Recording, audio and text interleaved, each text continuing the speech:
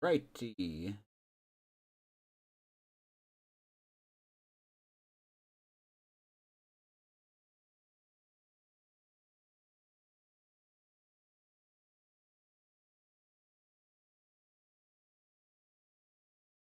Yeah, you don't have to die.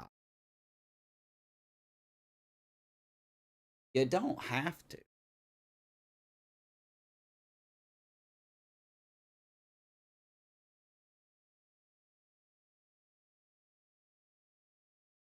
Are you waiting on me?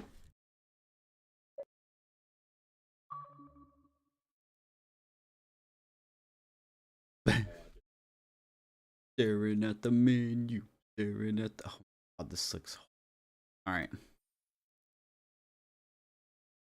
I think the achievement for this one is to do the lanterns.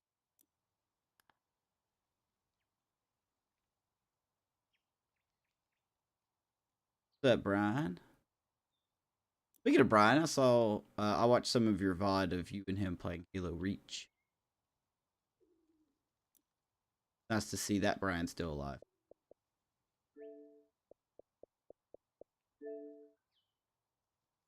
How is he doing as you talk to the spirit of him?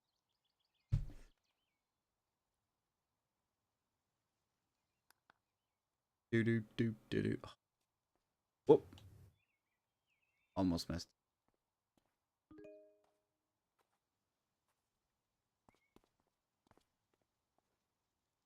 Hit start button.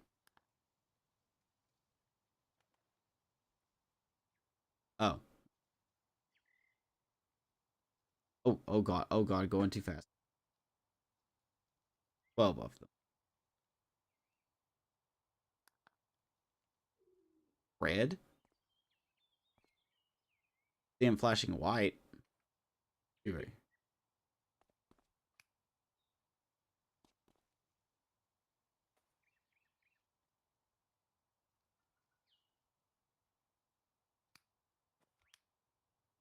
Right. I feel like I'm gonna accidentally.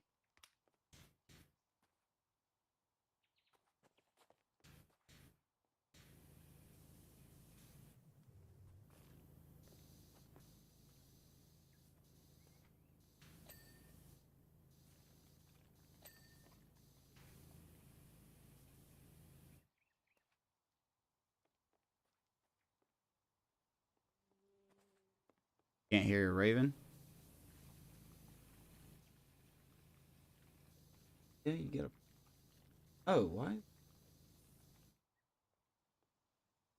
now Probably see. because of reasons. There we go. I had that marked off for some. Alright. Yeah, I Thank you know for you that, don't want Brian. nobody to hear me. Fuck. Alright, there's You two know, of them. the rest of them are up top on the house. Welcome to Believe. PowerWashing Bros. Did it. Oh, almost cleaned something by mistake. Ba-da-ba-ba-da-ba. You're on the opposite end of the house. Yes, sir. I will clean like nobody's business. Sure you won't. We should start a power washing business. Alright.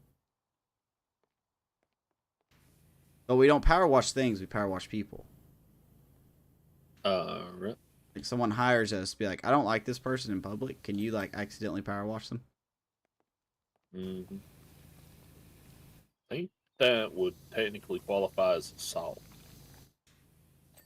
Or a water. That's the keyword is accidentally. One more lanterns. More? One more somewhere. There's one more. Yeah, it's down here. That's a nice treehouse. Demon. See, it's called a tree house. But the house is not actually made of tree. You know what time it is? Baseball time.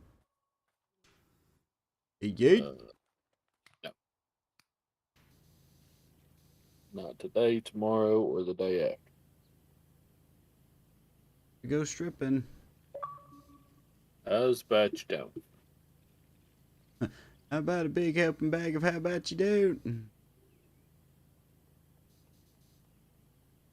Yeah. You. Nope. I'm so glad this week is like I'm so glad Super Bowl's over. Not because of the actual Super Bowl, but because being Dakota's jobs. Good lord, this week has been absolute hot poo poo. No, it's been great. Yeah, it's been fantastic. I mean, I didn't have to tear down half the displays for my Walmart I because did. they went ahead and fucking did that for Oh us, apparently. yeah, I don't trust. Well, half of our towers were already empty. They were just backfill, or not backfill, but they were just backing the actual towers that had product. They actually gave us more displays after Super Bowl. There's some stuff going on at the Walmart I work at. You ready for some nice tea here? I got some tea for you. Sure. Chamomile tea? Sure, whatever tea you want. So I won't say his name, but the manager at the Walmart that I work at has been fired for something. 8. Huh? Aye. But they don't know what. Like they literally came in there.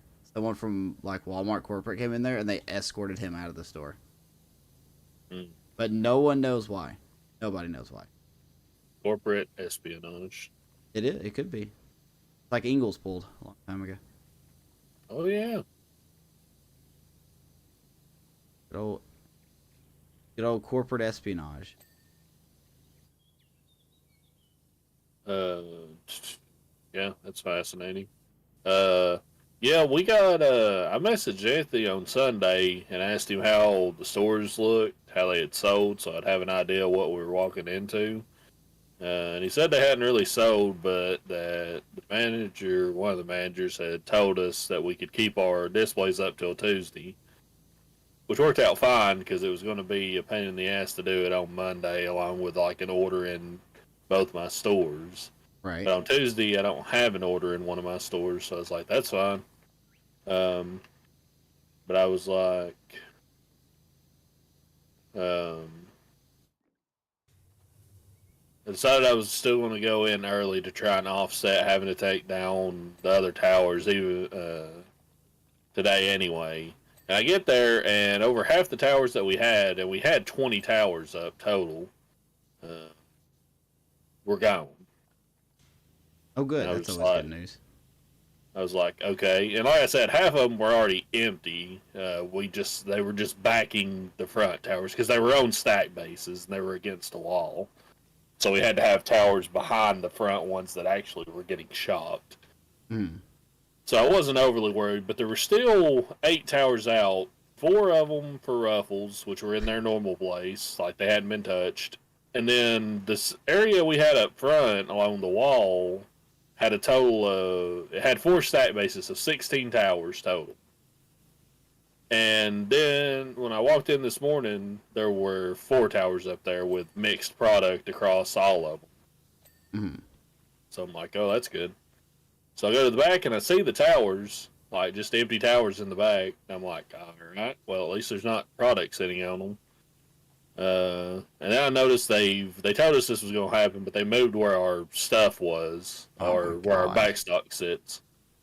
So it's like, all right, they did that. That's fine. I don't care. But then I also noticed that the carts that were there were the same carts from yesterday and no extra. So I was like, where the fuck is our truck at? So find out from Anthony, because I went in early, so it was a couple hours where he got started.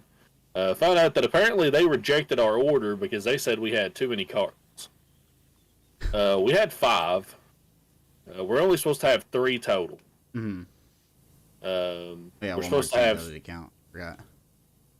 Huh? Sorry, I was thinking about Fort Oglethorpe.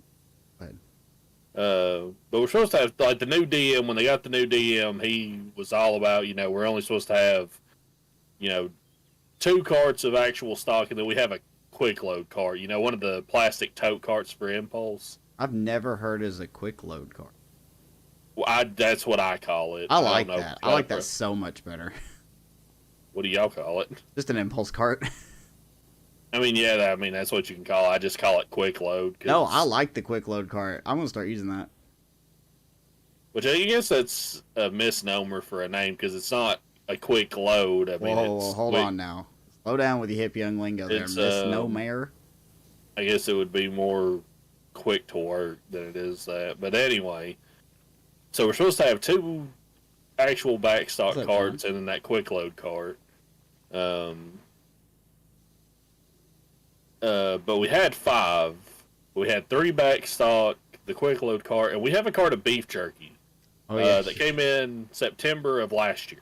been talking about that. It's still there, huh? Yeah, we still have boxes on there. Not, I think a little less than half the carts got. And when I say we had a full cart of that come in, one of our carts, Amos. Yo. You know the boxes that beef jerky, like the big bags of it comes in, those long boxes. Yeah, yeah. We had those kind of boxes come completely full on a cart with nothing else on it, no other product, stacked from the base to the very top of the rails on it, and we're down to a little less than half of it.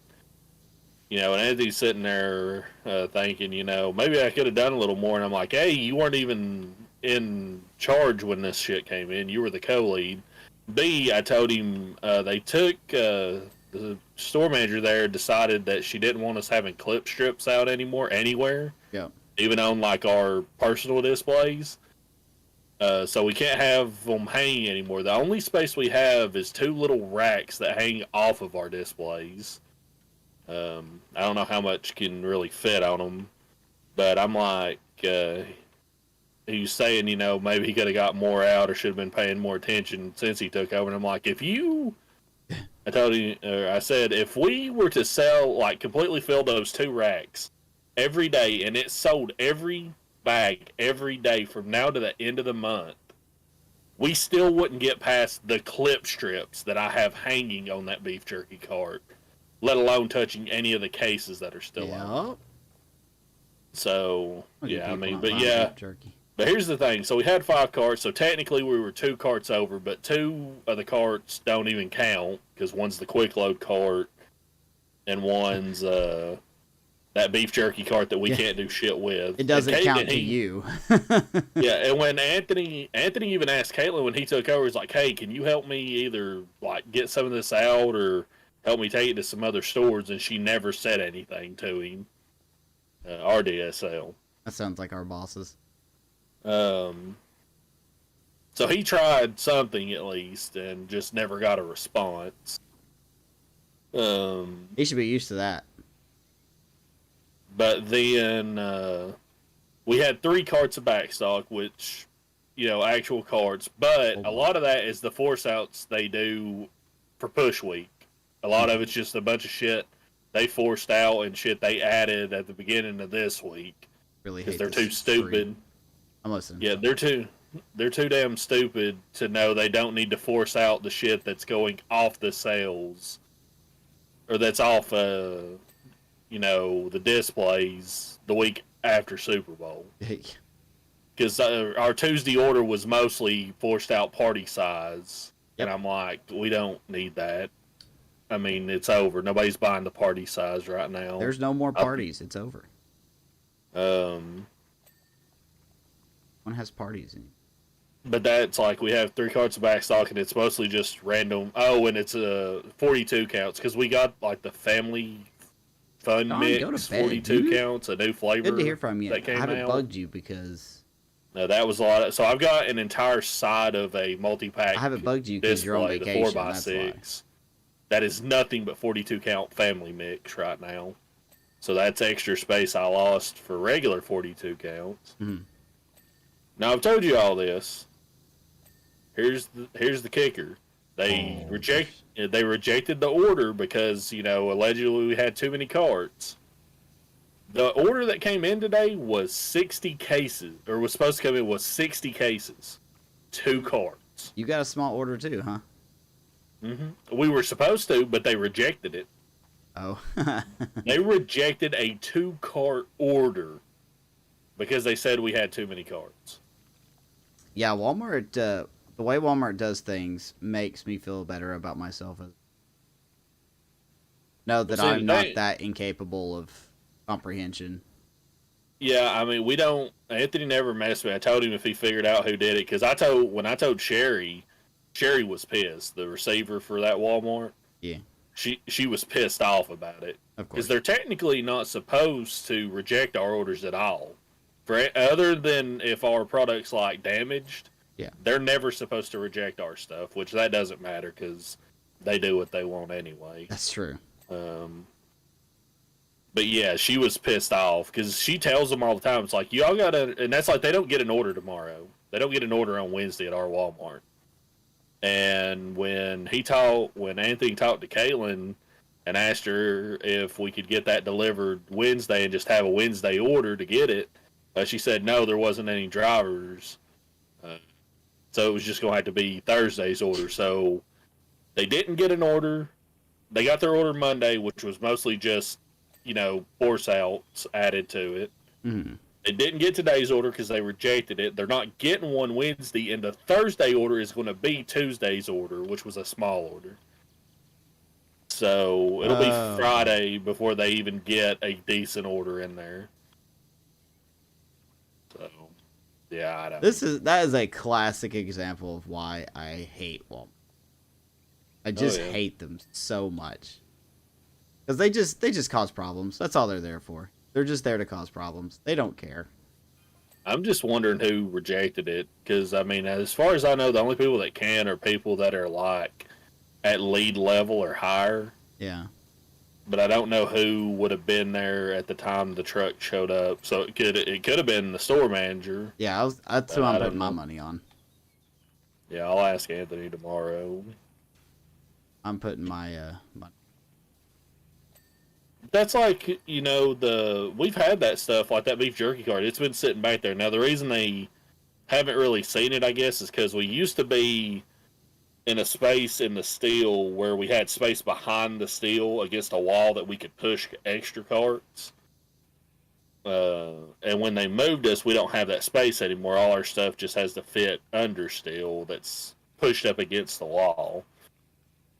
So I guess they never realized that we've always had, more than the 3 carts that fit there. But I'm like, I mean, we've been talking about the fucking beef jerky cart since it came in. I don't know what y'all thought. It just wasn't magically there half the time or whatever. No, But yeah, Walmart totally believes in magic. Because I can't tell you how many times that I've been asked, "Can you just make this disappear?" No, I cannot. yeah, they love asking that, and that's one of the reasons I love Sherry is like, because she'll go to bat for. Her. She's like, y'all got to understand, because they're like, yeah, we want you to only have like 2 actual cards and then your quick load cart for impulse. Um, and she's like, well, they try to do that, but then they've got their force outs, and then you idiots order extra stuff on Ooh, our trucks to come in as well. I mean, I don't know what you expect them to do. That's like she rejected a whole pallet last week that was, I think, regular flavors of 42 counts up in because she Irish. knew we had that 42 count pallet of the new flavor come in, and I'd already told her that I had all my 42 count space filled with it and that it wasn't selling, so we weren't going to have extra space. So she's like, yeah, this is getting rejected. And she just had the driver pick it up. I'm like, that's fine. Holy I don't sh! want the fuck. Okay, I'm listening to your story, but I'm reading chat right now. Sean, you're a maniac. Huh? Okay, so let me read what he put in here. Okay, he says you don't even wonder because he's in Paris right now. He's in Paris Oh, right now. has he talked to the Rugrats yet? I don't think he's found Tommy Pickles yet. Um, Uh, but okay. so he says, "Oh my god, this hurts my." Okay, let me just read it. You don't even wonder how much I spent on dinner last night, Brian, because he's talking to Brian in chat. Yeah. Uh, and he goes, Brian guesses $500. Or 500 plus, he said. Sean puts, and I quote, 823 because the better half ordered a $550 bottle of wine. I don't think I've ever ordered $550 worth of anything. I mean, I've bought... Hashtag poor man life. Something. I guess consoles would be the only thing.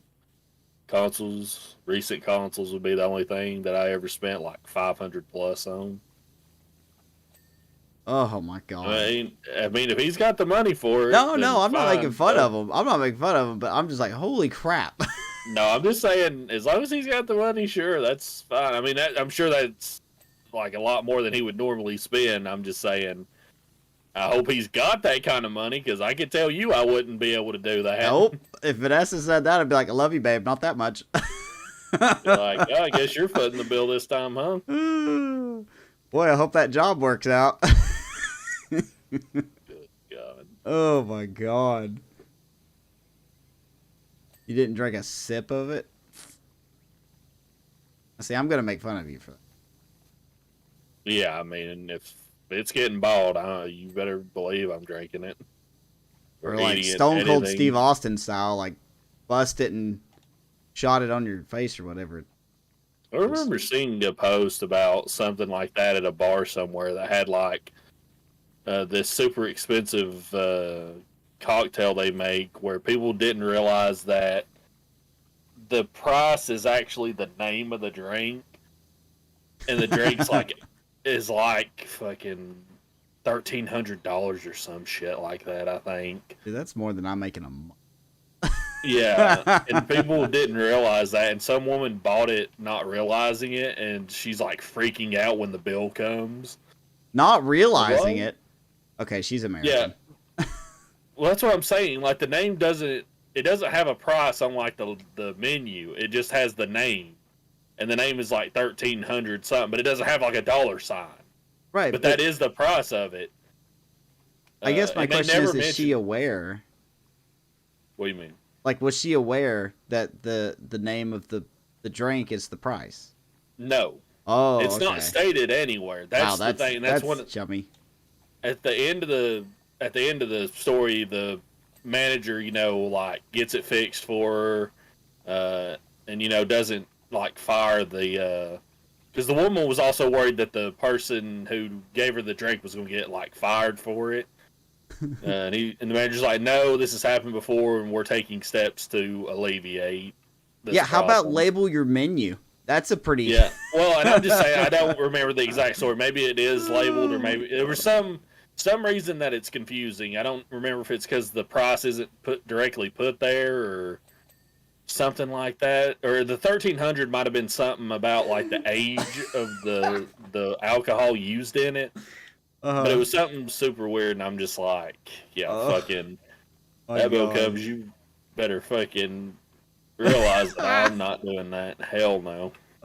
Someone is at fault there. I don't know if it's the lady for just completely ignoring. Maybe it was written somewhere. That's got to be written somewhere. Like I said, that had to be. Like I said, that was just the best I could come up with, trying to remember the story off the top of my head. Because it was just like a quick article I read. And I knew, and the main point was that it was a super expensive drink, and that it's not really clear how much the drink cost. I don't remember what the context was for whether it's not really put out on like the menu or whatever, but yeah, something like that. Dude, I would just leave. Like, I'd be like, I don't know what's going on here, and I would just go out. I would just leave the restaurant. Stating like I was in a daze, like I just don't know what. That's too much. That's too much. Can't do that. It's like when people donate money to like streamers and they add like an extra O, and I'm like, I don't know how you do that, because I'm the kind of person I'm going to make absolutely sure I put the correct denomination in here. But I see people that meant to donate like $50 and they donate, $500. I'm like, Yeah, God, I love when how do simp you even boys. have the money that went through? I don't even have money like that. If I tried to put through a $5,000 donation, my bank manager would come and slap me. You're funny thinking you have that much money. My Although, app would laugh at me, like if I spend too much money. He goes, I guess technically I could do that on a credit card, though. why would I mean, you wouldn't, but I'm saying no? if it was like a payment to a card, then yeah, if I put my credit card to it, that would go through if I did it accidentally. I think my credit card's got like a $5,000 to $6,000 limit on it. I love watching simps just absolutely donate to female streamers. Oh yeah, I love it because listen, you can donate to whoever you want. That's fine. I'm not shaming people who donate to people, but I'm talking about people that go like they donate, I don't know, $100. 30,000. I'll start off real low. Like $100, and then they get mad at the streamer for not even like, oh, you won't go out on a date with me? No, you idiot. Where in my terms did I say if you donate $100, I'll just automatically go on? That reminds me, there was an article I saw about a person who like met like a model they like followed or whatever on OnlyFans or something, and dudes Yeah, buddy. donated like 30,000 some odd dollars or more to this person, and meets up with them, and and I think like meets them for a while, and then the next thing in that post is about how the woman was going on a vacation with her boyfriend. I'm just like, I'm telling you, man. God fucking hell, dude. You gotta be some kind of fucking stupid. Yeah. I hate to say it. I mean, if you want to do it. That's on you. But I think it's fucking. No, actually, don't do that. Have some responsibility for yourself. Hey, if they got the money to do it, as long as they're not like living, like harming themselves, like wage wise, like they've still got money to take care of themselves, you do whatever you want with your extra money. Guarantee that guy harmed himself.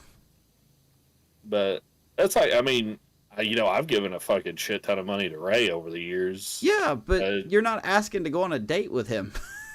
That's not that I'm aware of. Listen, I wouldn't be opposed. I mean, $20 is $20, but you know. But it's a different, and it is a highly different format. A Twitch streamer versus like that situation with like an OnlyFans model or whatever. But still, it's like I've given him all this money, and somebody could probably say the same thing, like, "Oh, you've given him a bunch of money that you didn't need to. You could have all that money put back into whatever." And I'm like, "Yeah, but the dude's like helped me out a lot with his content, and like helped me when I was in bad times and shit." And I'm like, I just want to give him something back for giving me that content. There's a big difference between donating because you feel like the person has helped you in a way, and donating because you're expecting something in return. Yeah, and there's still people that do that. There's people that blows my mind. Donate, and they'll be like, "Oh, you." There's been a few who I've seen, and I'm just like, I'm dumbfounded because Ray, for a streamer, talks like reads a lot of his alerts and stuff that go through. But there's still people that'll get like pissy and be like, "Oh, you didn't read my comment after I donated X amount of money." I'm just like, "You're fucking. You got to be dumber than shit." I mean, this is his job. He's here to do a job, and that job is playing this fucking game and making it entertaining. He ain't got time to read every fucking comment all the time. Yeah, especially how fast his chat moves. That's one of the things I'm kind of happy that I'm not a big streamer, because I really do want to read what people put in chat, even though I'm doing a bad job of it right now. But, that would be one thing I'd hate about if I ever became a big streamer. But just having a chat that moves that fast. My panic would kick in. I'm not gonna lie, my panic would absolutely. I think Ray's level, like around, he hovers right around, I think, the 1,500 to 2,000 mark. And sometimes he'll get higher for certain things. Like I've seen him, upwards of 5,000 for just various things. But I think around that, like the 1,000 to 2,000 mark's pretty good. Now the people that have like fucking 30,000 viewers and shit like that, like top streamers, I'm like, I don't know You also not even look at your chat. Yeah, or you just literally glimpse like, and there's stuff you can turn on like slow. Yeah, the slow chat and stuff like that to help with it. Sean just said. You should definitely have mods that maybe can help out with that too. But those kind of people, I'm like, I don't know how you do that job. I would, like you were saying, like my brain would snap in half trying to keep up with that. I'd panic just by looking at. Like, oh, you didn't read my comment from 10 seconds ago? Man, that is 10,000 messages up. I don't know what. Don't know what you were expecting, but you shouldn't have been expecting it from me. This is the equivalent of a crowded subway, okay? I'm not going to remember everyone that said hi to me. Yeah, and that's like, with someone like Ray, you know, he's gotten around like 1,500 viewers at a time, generally, a little more. You know, that's not everybody. Like, a large portion of those, I'd say probably like, I don't know, I haven't like really streamed and haven't asked this question of streamers like him or his community manager. I'm a pro streamer. But I gotta assume that like at least 50, if not more, % of that is lurkers. No, I'm gonna say more than that. It's got to be like 70+% are lurkers who are just hanging out and not actually typing in chat. Because if it was 1,500 people actually talking legitimately, like say they were sending messages every minute, that chat would still be unreadable. It would be going too fast, even at 1,500. Yeah. But I feel like his chat is still readable for the viewer, at least. You know, it is. Yeah, even when you watch his highlight. Yeah. I look for your name every time I watch his highlights. Like when he does the half. Like his face cam is about like quarter of the screen, and he has his chat on the left side of the screen. His top donators at the top. No, just the chat in general. I always look for your name because I know you're in a lot of his. Yeah, I usually watch at least an hour, maybe 2 hours at the beginning. Well, he does a thing now he's been doing for a while where he talks for like an hour, a little more, to chat. Yeah, and then he starts streaming the actual game he's playing for the day. So, like, tomorrow he's doing, I think it's Dokapon Kingdom with Chibi Nags and Matt. So he'll go live around, like, 3:30 to 4 o'clock, and he'll just talk with chat for a while. And then he'll actually start streaming the game. Well, that's a collab stream, so it might be a little different timing. Because that always depends on what other people have going on. But his normal streams by himself is 3 to 4 o'clock, and then he talks for like an hour with chat, and then he gets started after that. People just know how to do it right. Yeah, I think he's got it figured out. I think his is good. Did you ever have aspirations to get big, Dakota? What, streaming? Yeah. No. Absolutely not. I think I did for the first 2 or 3 years. But then I was just like, it's not fun. Like, people are like, oh, you got to grind for it. And I'm just like, I don't know if I want to grind for it. I think I just want to do it. I don't think you necessarily have to grind. Now, if you want to, like, you say, like, what I'm doing now, like, trying to stream every day this year. Yep. You know. Twitch.tv/ what is it? If you don't know, I'm not saying it. All right. I always get it mixed up with your Twitter. Yeah. Well, they're the same. They're the exact same. I changed all my social media because I couldn't find just Raven quote on a bunch of them, and I wanted all my social medias to be the same as my the _Raven_quote. Go follow him there on Twitch. There you go. Yeah, sure. Why not? Wow, sound like my real dad. All right. Yeah, man. Anyway, I'm sorry, I didn't mean to interrupt. And like just with what I've been doing, and one of the things that's helped is like I was telling Pop about how I was trying to do this every day. He was asking me questions like how it works and what like you have to do, and I'm like, well, and I was what I was telling him was I'm just streaming, but you know, if I wanted to get, you know, partner or affiliate, I got to follow or I got to meet these requirements. He's like, oh, what are those? What are those? No, that's too old. How's that, Sean? Is that better? I was like, for affiliate, you got to have like 3 consistent viewers across your streams, and affiliates like 75 or something like that. You got to stream like Okay. 7 hours as an affiliate to get affiliate, and you got to do like 12 for a partner and all this. And he's like, I mean, I'll watch if that'll help you out. And I'm like, if you want to, that's fine. So now, since he watches at least, or he comes into at least most of them, stays for most of them. Yeah. That puts me at 2 viewers, because you count as 1 viewer for your stream automatically. So. Oh shoot, man! I feel horrible. I should be doing that then. What? I should be just pulling up your streams, and even if I can't watch, at least it'll be up. Well, I don't know what the exact qualification is, because I'm starting to think that maybe you do have to chat at least part of the time. I'm not sure. I've looked into some specifics, but I'm not positive on them. I don't think that's the case. Anyway, yeah, sorry. Maybe not. But, yeah, you got to have like 3. And I'm already, I was sitting at like 1.65 for the longest time. So I'm going to look at it here real quick. Yeah, I was sitting at 1.65, and then I jumped up to like 1.95 for a while, and now I'm at like 1.8 out of the 3. So, I mean, just doing this and being more consistent about like putting up the schedule and like tweeting when I'm going live's helped. But I could hit that, but I'm not like, even if I hit affiliate, I might be willing to push a little more, but I'm never going to be, because the thing I envisioned for this channel. I'll answer your question in a second. You can go ahead and answer. No, I want you to finish, and then I'll answer.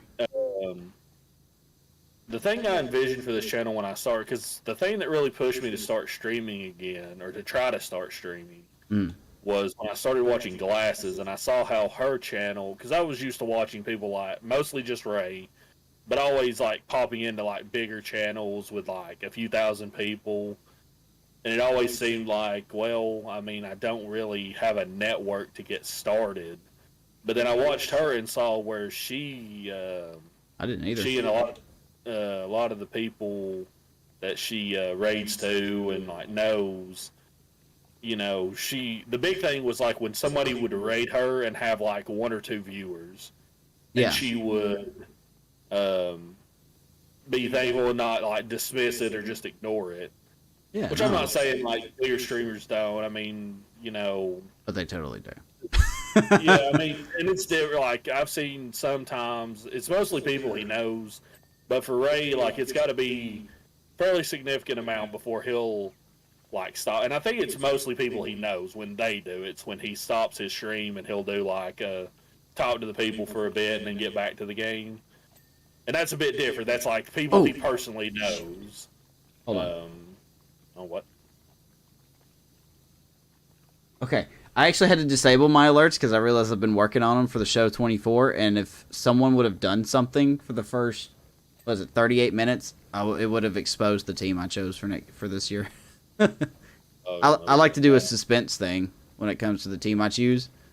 Yeah. Oh my god, I'm glad you said alerts just because I have to go and disable them. But that's like, even if I saw like smaller people stream, it's not like, and he would acknowledge, still does, he does acknowledge like if it's a smaller stream or a smaller raid and stuff like that. But I was always like, does it really matter? Like if you're bringing just yourself as the one, or if you have like one person who wasn't even chatting, did it matter? And then watching Glasses kind of showed me that, well, yeah, it does matter. I mean, it all matters to one extent or another. Yeah. So that's kind of what pushed me to start trying again. And the plan I really had for my channel was that it was just going to be me stream. Like I play games a lot of the time anyway. That's my hobby. It's my main hobby. Yeah, you got a lot of time to play games. Yeah, and I mean that in a good way. Yeah, if I'm not working, then I have nothing but free time. I have a few things I have to do here and there, but it's not like, Brian, who's got a girlfriend, or you having, a wife and a kid. I've got free time. When I'm not working, I'm basically just sitting at my house playing games anyway. So what I really wanted Living the was dream. for this channel to be me just streaming what I'm playing. Now here's the problem with that. I jump around games constantly. Like I'll jump from one game to another. I got a Like story about ordering sometimes for I'll play a MLB game the for show, but I'll get to that 20, in a minute. 30 hours, and then sometimes I'll jump between 2 or 3 games playing them for a couple hours each. God. Not in the day. I'm just talking about across like a week. Mm-hmm. But that's not really conducive to building an audience. Like that's not like maybe once you get bigger you could do that. But one of the biggest things people always told me when I was asking questions, like when I ask us, is like have a schedule. Have a schedule so people know when you're going live and what you're doing, so they can see that, and if they want to watch, they can. Yeah. But that's kind of counterintuitive to what I want my channel to be, which is just me streaming what I'm doing, what I'm gaming on day to day. Because like I said, I just jump around constantly. That's like at the end of last year in December, Fallout 4 got like its yearly chokehold on me, and I was playing nothing but that game for like 2 or 3 weeks. I played nothing but that game. And then I just stopped. And that would have been what I would have streamed. I would have just played that and done nothing else. Can I jump in for a second? Yeah, man. Going back to the schedule thing. I mean, granted, I'm not a big name streamer, but I think the schedule is something that comes to you naturally. Because that's something I wish I taught myself when I first got into it. Like, for instance, right now, with everything that goes on, Leo's bedtime is so close to when I would normally start streaming. Like, before he came around, I would stream. There was a time when I played MLB The Show that I streamed every single day for quite a while. And I would mostly do it in the evening time, like 6 or 7 o'clock. Obviously, I can't do that now. And there was a time where I struggled to have I guess you could say I still do, but I struggled more back then with a consistent start time because, with Leo growing up and having, a bedtime and everything, a routine that we do every night, it really bleeds into what my old start time used to be. So, that's why I tell you, like, when we play, I'm like, I probably won't be on until 9 or something. And I try my best to, fit to that time frame. But I know it frustrates a lot of people sometimes when I say, oh, I'm going to be on at 8:30 and I get on at like 8:45, That's not intentional. That's just when I put a tweet out and I say, hey, I'm going to be live for Rocky's franchise, or I'm going to be live for Co-op Night with Raven, and I put a time on it, that's honestly an estimated time. I could be on 5 minutes sooner. I could be on 15 minutes later. It's just an estimated time. And I apologize for that, because that's something that, if I were to take this more seriously, that would be hindering me so much. But thankfully there's people that understand, like, well, life gets in the way. But that's why I'm saying, like, in your case, though, I think an advantage that you do have is that you can play with a schedule. Like, you could stream early in the morning and you could probably get more viewers than you do at night. Yeah. I think it's just about finding that time frame that works for you and that gets people interested. But that was just my 2 cents. And the other thing, like I said, is, I've got to factor in work, because I know, like, I'm going in at 4 now. So, I could probably technically, like, try and adjust to where, like, maybe I would get up at my old time where I used to get up and go to work at 12. Maybe I could still get up at that time and maybe try to do, like, a super early stream, then go to work. But I don't want to do that. I'm the kind of person, I can't do anything before I have to go out. Yeah.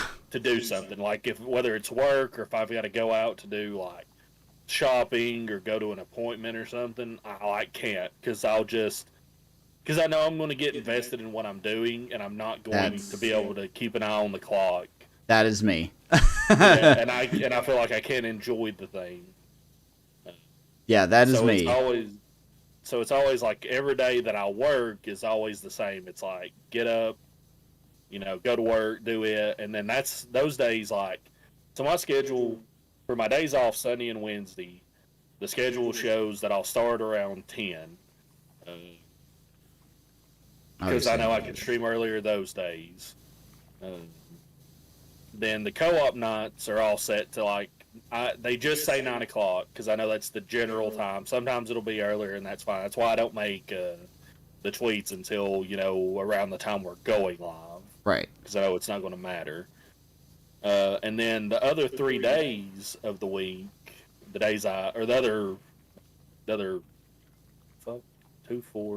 other 3 days when I work. I love how your character stopped when you were. Yeah, I lost my train of thought there for a second.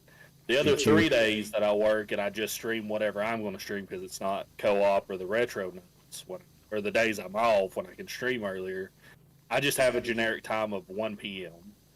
Because I'm like, I generally get off, and there's been a couple of times, I know you've seen it because you've retweeted them, where I've been like, hey, work ran long, so I got to push the stream to 2 or sometimes 3 o'clock. Yep. But I know 1 o'clock's the pretty golden time between when I get off work and can get home. It gives me enough time to get sat down and eat something and then get started on the stream. Oh, so man. That's the 3 main times. It's 1 p.m. for the days I work, and it's not co-op night. It's 9 p.m. for the co-op nights with you, and then it's like 10 a.m. for the 2 days I'm off doing the retro days. And that was the other thing I did to try and help balance out my the wanting to, just stream whatever I'm playing. Like, I didn't want to have like a set schedule and play this or that, but I know that's not good for like retention of people. So that's why I decided, we were doing the co-op nights already before the year started. Because I came up with the streaming every day thing on a whim. Like, I think it was the day of the new year, and I'm like, you know what, I'm going to try to do this. Because I saw, yeah, at the end of last year, they had like the recap for Twitch, and I saw that it shows how many days somebody streamed. I think Ray had like 40 something. Like, I'm not sure exactly with like the 2 days he takes off and then vacations he's taken, but it was 300 and something. Yeah. I know.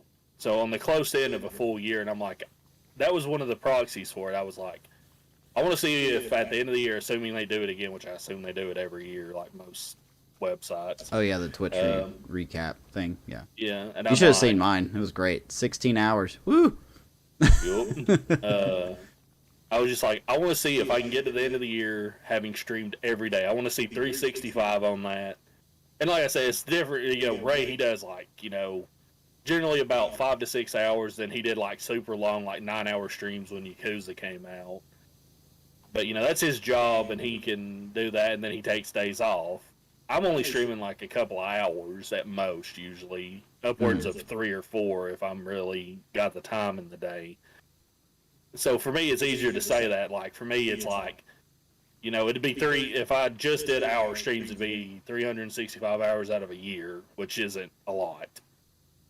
But I was just like, I want to see that. I want to get to the end of the year, regardless. And I'll be honest, I was like, I wonder if maybe I'll hit affiliate doing that or something like that. Could. I'm like, yeah, and I'm like, if I do, there wasn't a proxy of, this is going to help me do that. And I'm just like, I want to get to the end of the year regardless of any progress towards, making money out of it. I want to see that 365-day stream. I think you could do it easy. I think you could do it very easily. Yeah, I mean, the only thing that's going to be the problem is going to be, power shit or internet going out. That's going to be the only problem if something like that crops up down the line. I've come over to my house. Come over to my house if that happens. Well, the thing is, you can actually go live on your phone for Twitch. So I'm like, I could probably do that at least. Just do like short, like 30-minute, like, hey, here's my stream for the day. Q&A. Which I feel is like a cop out, but just to keep it going. Do a Q&A. Yeah, do a Q&A with nobody in the chat. Do it with Dad. Pop will be there. Pop, you gonna ask me questions? Just do a random question thing. There's a website where you can do that, where you can.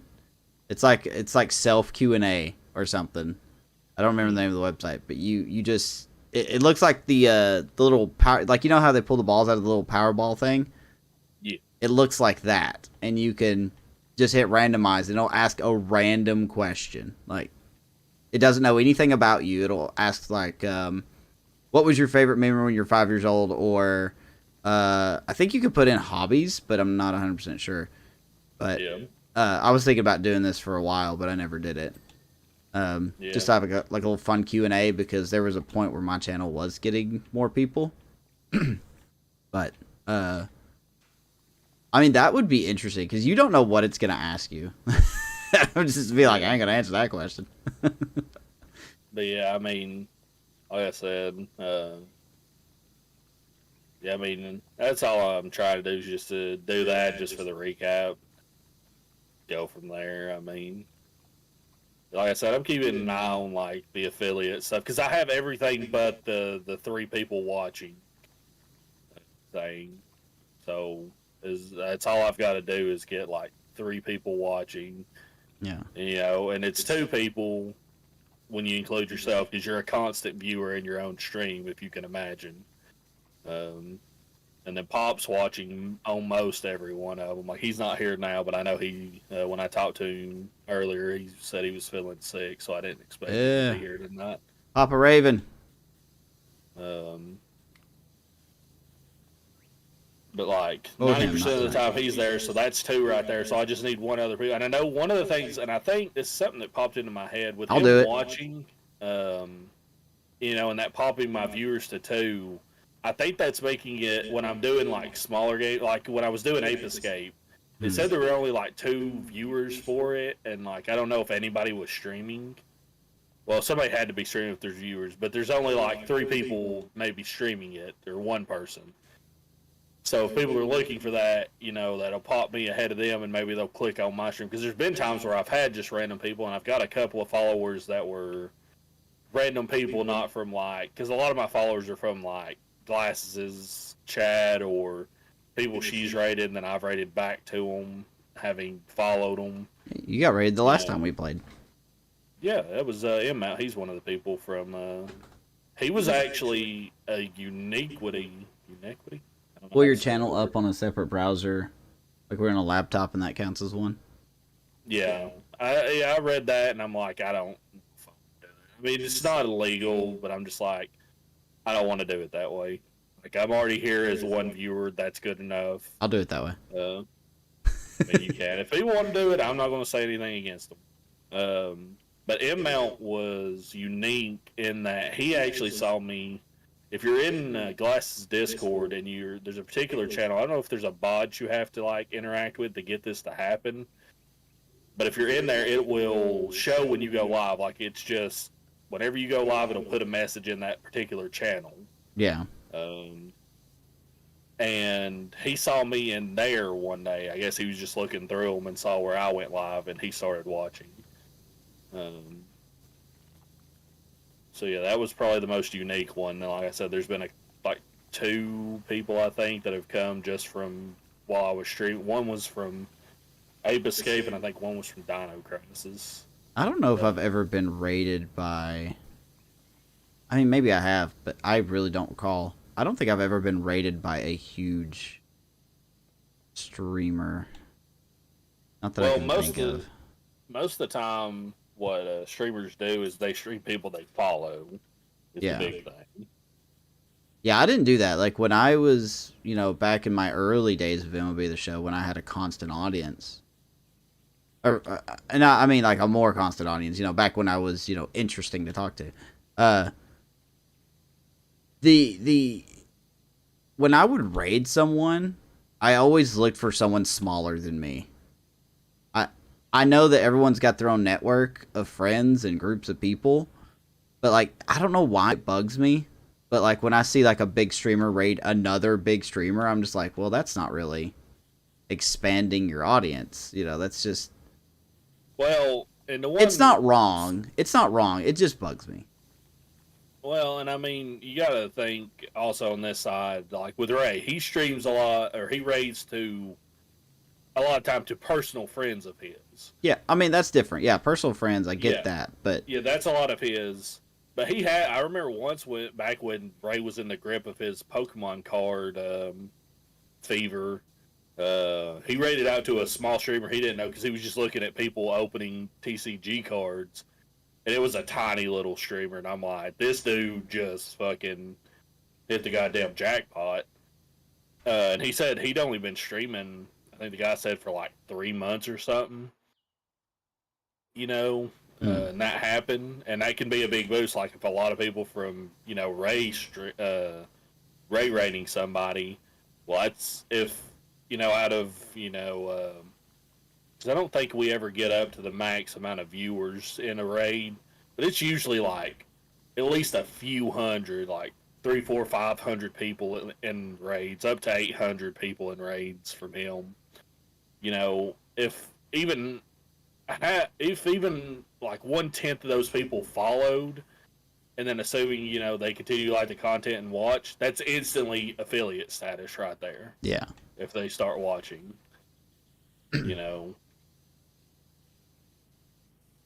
But I'll be honest, like most of the people that I raid are people that I follow because it's the easiest way for me to do it, and also because I'm a little different from most people. Because one of the popular things I see people say is like, "Oh, if you got a raid and run, that's fine." But I'm like, if I'm raiding to you, I want to stay in the channel at least for a few minutes and actually chat for a while. Now if I'm like dead tired from a stream, that's one thing. And most of the time I won't even raid out at that point. I'm just like, I'm too tired and I'm not going to be able to actually interact with this person. And I rated somebody the other day that was a random, somebody I saw and recommended and started watching. So I think that was the first person I've rated that wasn't, from another channel rating and me following. Yeah, that's speaking of which, that's something that I'm glad that I've got myself over on, is someone's rating you, whether it be 2 people or 2,000 people, you gotta talk, like, in your streams. Even if you're by yourself, you have to talk. Because people are not gonna engage, or the chances of them engaging with you are a lot less if you're just sitting there going,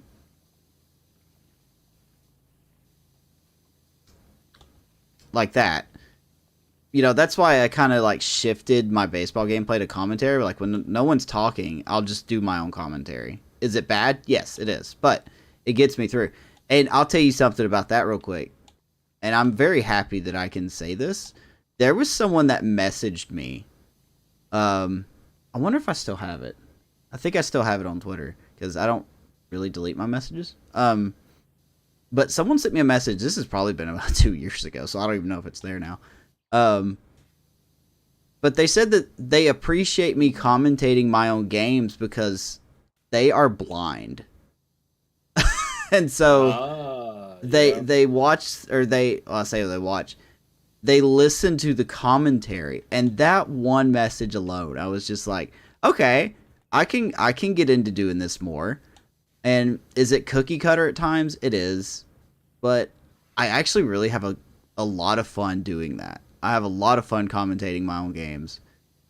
And I do my best not to make up my stats. So, like, when I'm in a game... Yeah, what are you doing, man? So, like... the commentary. Yeah, he is. He's like, look at me, I'm a cat, meow. But it's just like when I streamed my World Series yesterday... What are you doing? When I streamed my World Series yesterday... I was talking about a pitcher I signed. I was like, yeah, like 5 out of his last 7 starts, he hasn't gone 5 innings.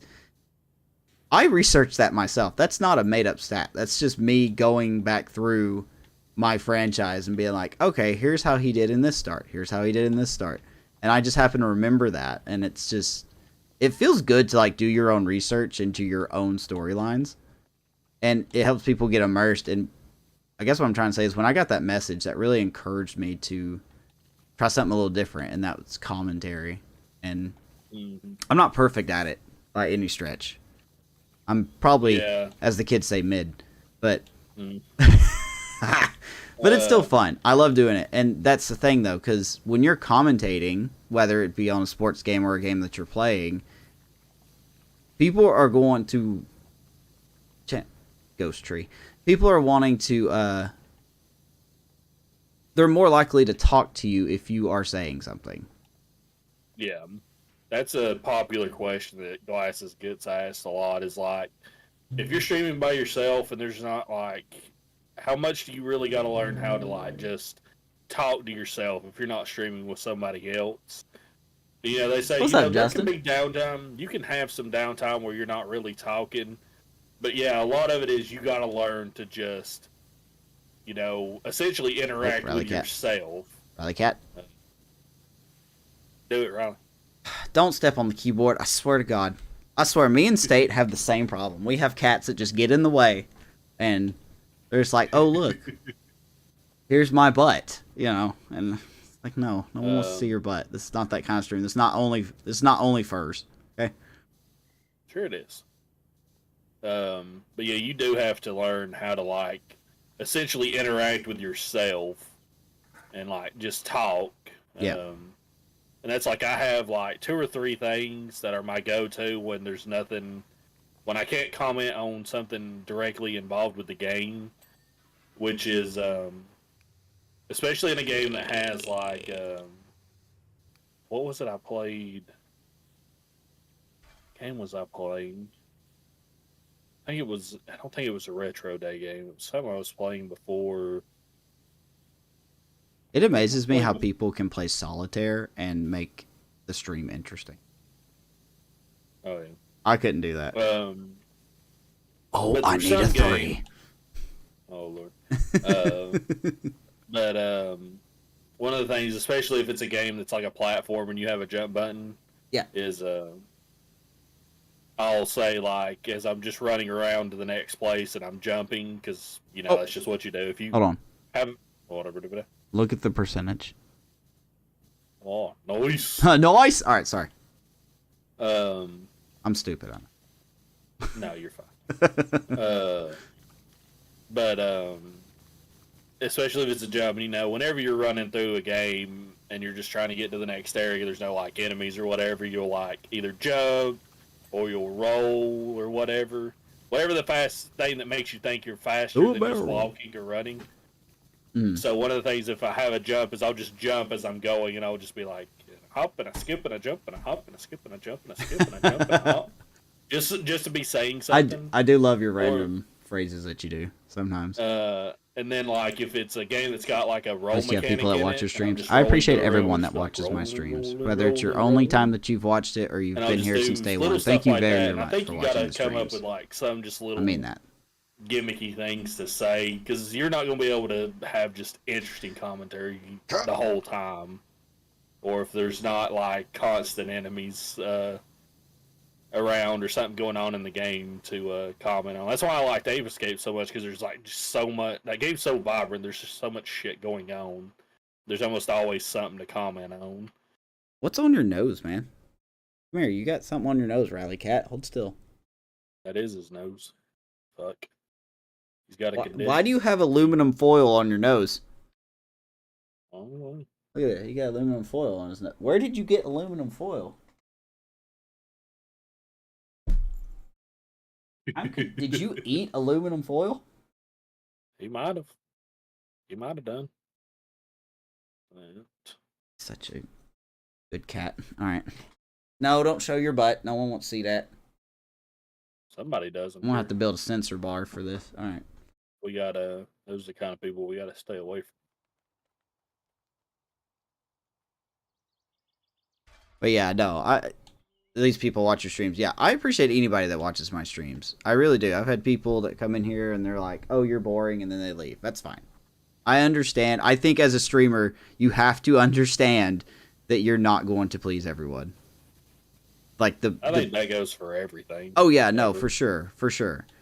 But like some people have just such a hard time accepting that. Like I have to please everyone. I have to do that. You know, no, you don't. You know, you're gonna organically find a better audience when you understand the fact that you're not gonna make everyone happy that comes into your streams. It's just how it is. You know, the people don't always mesh. You don't mesh with everybody on the planet. No. Dakota doesn't mesh with me. He just puts up with me. Yeah, man. You know. Sick of you. Yeah, see? got me held hostage playing this fucking game for 12 hours. Today. But the good news is, when we get done, we'll move on to something. You get to pick the next game. See, the thing is, I realized this earlier today when I was thinking about us doing this tonight. We're starting to get to the point where we're going to have to be doing one map at a time. Yeah. I mean, this has been an hour and 7 minutes for me, and a little bit of that was me just sitting waiting for you to get your thing set up because I just went ahead and started the stream. But still, that's like an hour we've been working on this. Oh, we're doing great. We're doing fantastic. We'll consider it a podcast then, like the power washing podcast. Oh yeah, dude. Oh God, that's what I'm gonna call it, the power washing podcast. Power washing your ears, wiping the grime away from your day. Oop. I made it because I'm the best. I'm the best. What's up, Gabe? Told you have a consistent community. I would kill for that. I stream all the time and no one time basically. Look, man, we've talked about that. You know, I don't know what my secret is. I really don't. You know, I guess I'm just lucky. I don't know. What do you mean? Huh? It's the sports ball. What do you mean? Well, I mean, I guess it's because I stream something like I stream franchise, yes, but I'd like to think I do franchise a little bit differently than a lot of other people do. Like, I'm the only streamer that I'm aware of. I'm not saying they're not there. I'm just saying that I'm aware of that has guidelines for his stream. Like, I don't just go out there and get the best players and then boom, that's it. Like, I have guidelines. Dakota, I don't know if I've ever told you my guidelines, but I mean, I won't be able to tell you because it involves terms that I don't know if you understand about baseball. But, yeah, I have guidelines. Like, I can't trade for this person, or I can't trade for what I call a cornerstone player. I can only make 2 trades a year. In the off season, I can only contract extend 1 player or 2 players. Like, it's fun because it creates a challenge and it can organically create a storyline. So is that just random rules you make for you, or does that come from something like in real life, like where teams can't do some of that stuff? No, that's something that I meant for myself. Yeah. Okay. Yeah, real life, you know, teams can pretty much do whatever they want, but I mean, the Dodgers are doing that. They're signing every big name player. There was let me tell you this, Dakota. There is a team called the San Diego Padres. And I don't know, somebody in the chat will correct me on this because I guarantee I'm going to butcher this. But they spent so much money in the offseason last year that they have to find a way to cut $50 million out of their team. Hell yeah. Now, in the one aspect, I applaud them for going all in because more teams need to do that.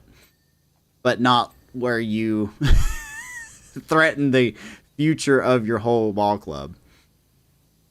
But yeah, no, the things I do are just guidelines. Like, it makes the franchise, and that's the thing with the show, is that it's so easy to manipulate the system in the show. Like, if I just have if I have 3 prospects that are 18 years old and they are highly rated, I can go get the best player in the game. That just shouldn't happen. So I set guidelines for myself. Like, I'm so picky with my guidelines.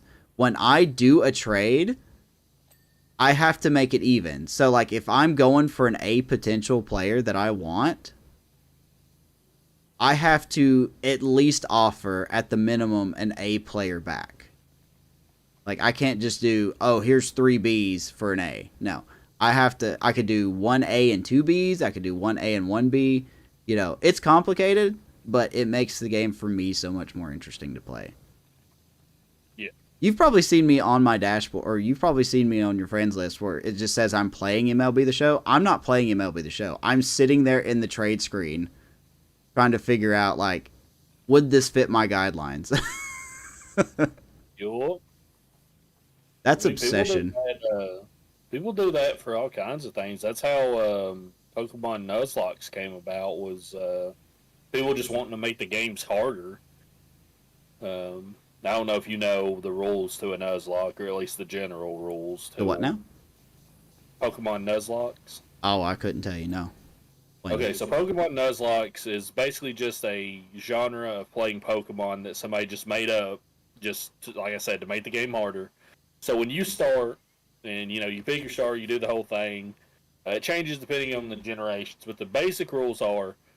So let's say, like I'm sure you probably remember, like Pokemon Red and Blue. You start in Pallet Town, you do the whole thing, like going to get the parcel for Professor Oak, coming back, and then you really start the game. That's when you can start catching Pokemon. Mm-hmm. Yeah. From the point you can catch Pokemon, you can only catch one Pokemon per route.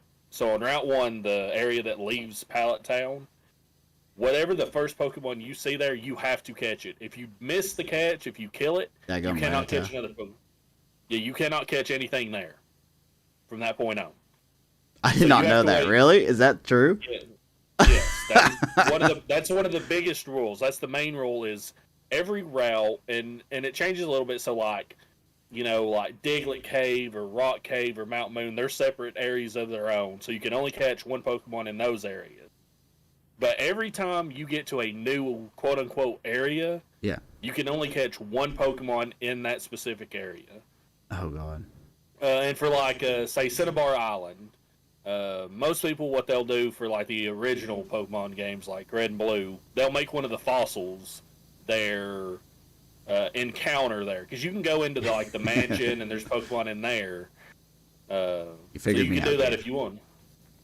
But yeah, I mean, and there's other rules like you can't use items in battle, so you can't use any healing items, stuff like that.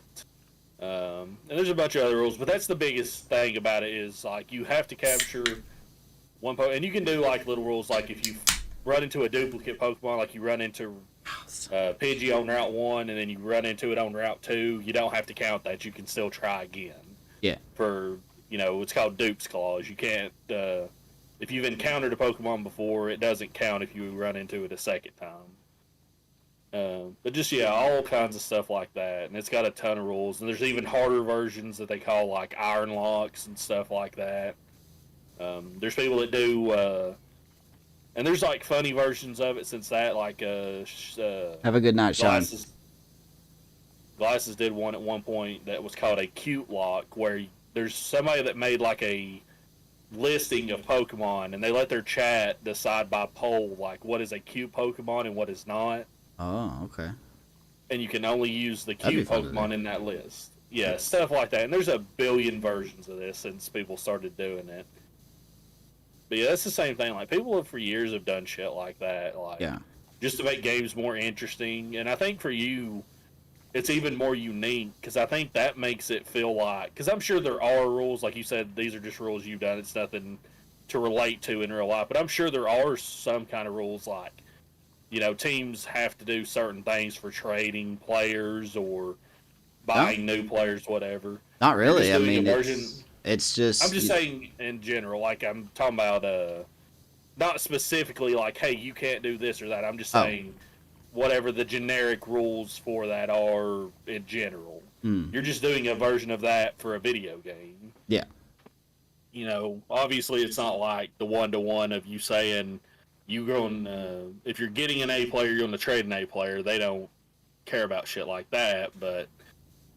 I'm sure there's shit they try to do, like come out ahead of other players. I know y'all were talking about some player a couple of streams ago that got like a fucking massive contract to sign to a team or something. Shohei Ohtani? I think that was it, yeah. Y'all were talking about him. I'm sure they really thought he was worth it to, fucking offer him that amount of money. Oh yeah, he's probably going to be one of the greatest players that's ever played the game. He definitely got the biggest contract in Major League history. He's a two-way player. He's literally, there's literally no other player like him that's playing the game right now. Yeah, and see, that's like, they were willing to spill that kind of money. Well, you're doing the same thing, just, if you're looking at your trade offers in your game, you're like, well, I'm going to get this amazing player, but I also want the trade-off. I don't want to just fucking fill my team with superstars and then run roughshod over the whole game, because that's not interesting. It's like a question I asked when Ray was doing one of his football streams. I think it was one of the mascot tournaments. I was asking everybody, like, if you pay to get tickets to go to the Super Bowl, I think I used Super Bowl as the specific instance. Would you want to see your team like shut out your opponent like it handily, like easily, like the whole game is just a shutout that's no contest? And everybody was like, "Well, yeah, we want to see our team win 100%. We don't care." And I'm like, here's my thing: as somebody who doesn't give a shit about sports, if I pay the money it costs to go to a sports event, Yeah. or really any event now, but sports in general, if I go there, even if my team wins as a blowout, that's not interesting to me. I want to see I'm there for the competition. I'm not there just to see my team be the end all be all about it. You know, I just don't think that would be interesting. Like, I would be glad that my team won, but you know, if I'm paying, I don't know how much tickets cost, but say if I'm paying like $500 for a seat, I want to get my money's worth, and it's not going to be just watching my team shut out. And that's just me because I don't give a fuck about sports. Yeah. Maybe that is where it's at for the people that do enjoy sports. Maybe they would enjoy, like, maybe they think that's $500 worth of entertainment, just watching their team kick the shit out of somebody. I think it does apply a little more when it's a rivalry game. Because it's not just like Team A versus Team B. It's like, oh, Team A really hates Team B. So it's nice to see them win, like, 21-7 or, 45-7 or whatever a proper NFL score would be, since we're talking about college football. But... well, in any sport, I mean, even if, if I was to go to a football game or a soccer game or a basketball game, baseball, anything, that's like I went to NASCAR races a few times because Mom liked to go to them. Yeah. And I didn't really care for them, but it was nice to watch them. I wasn't really concerned about whether, that was a sport that, if I was paying for it myself, which I think I paid the money back to them, but, I wouldn't just do that for myself because it wouldn't be interesting enough just to go by myself. But yeah, I probably wouldn't either. That definitely seems like a more fun event when you're with friends. Yeah, so I'm like, if I went to anything, like I said, baseball, basketball, football, again, as somebody, if I'm going as me, as somebody who does not really care, like the most I care about sports is I want my home team to win if my home team's in it, which just means Georgia. Whatever the Georgia team is, if Georgia's not there, I don't give a shit. I give negative percentage there. I take even then, that's all I can say because that's all I understand is like I'm from Georgia, so I'm going to root for the Georgia team. And by root for the Georgia team, I mean I'm going to be like, yay, we won, or fuck, we lost, and that's going to be the end of it for me. Amos, why don't you put the long extension on there? Make that a little. Do I really not have that on again? Nope. God. You can hit X to do it fast. Oh my god. Fucking.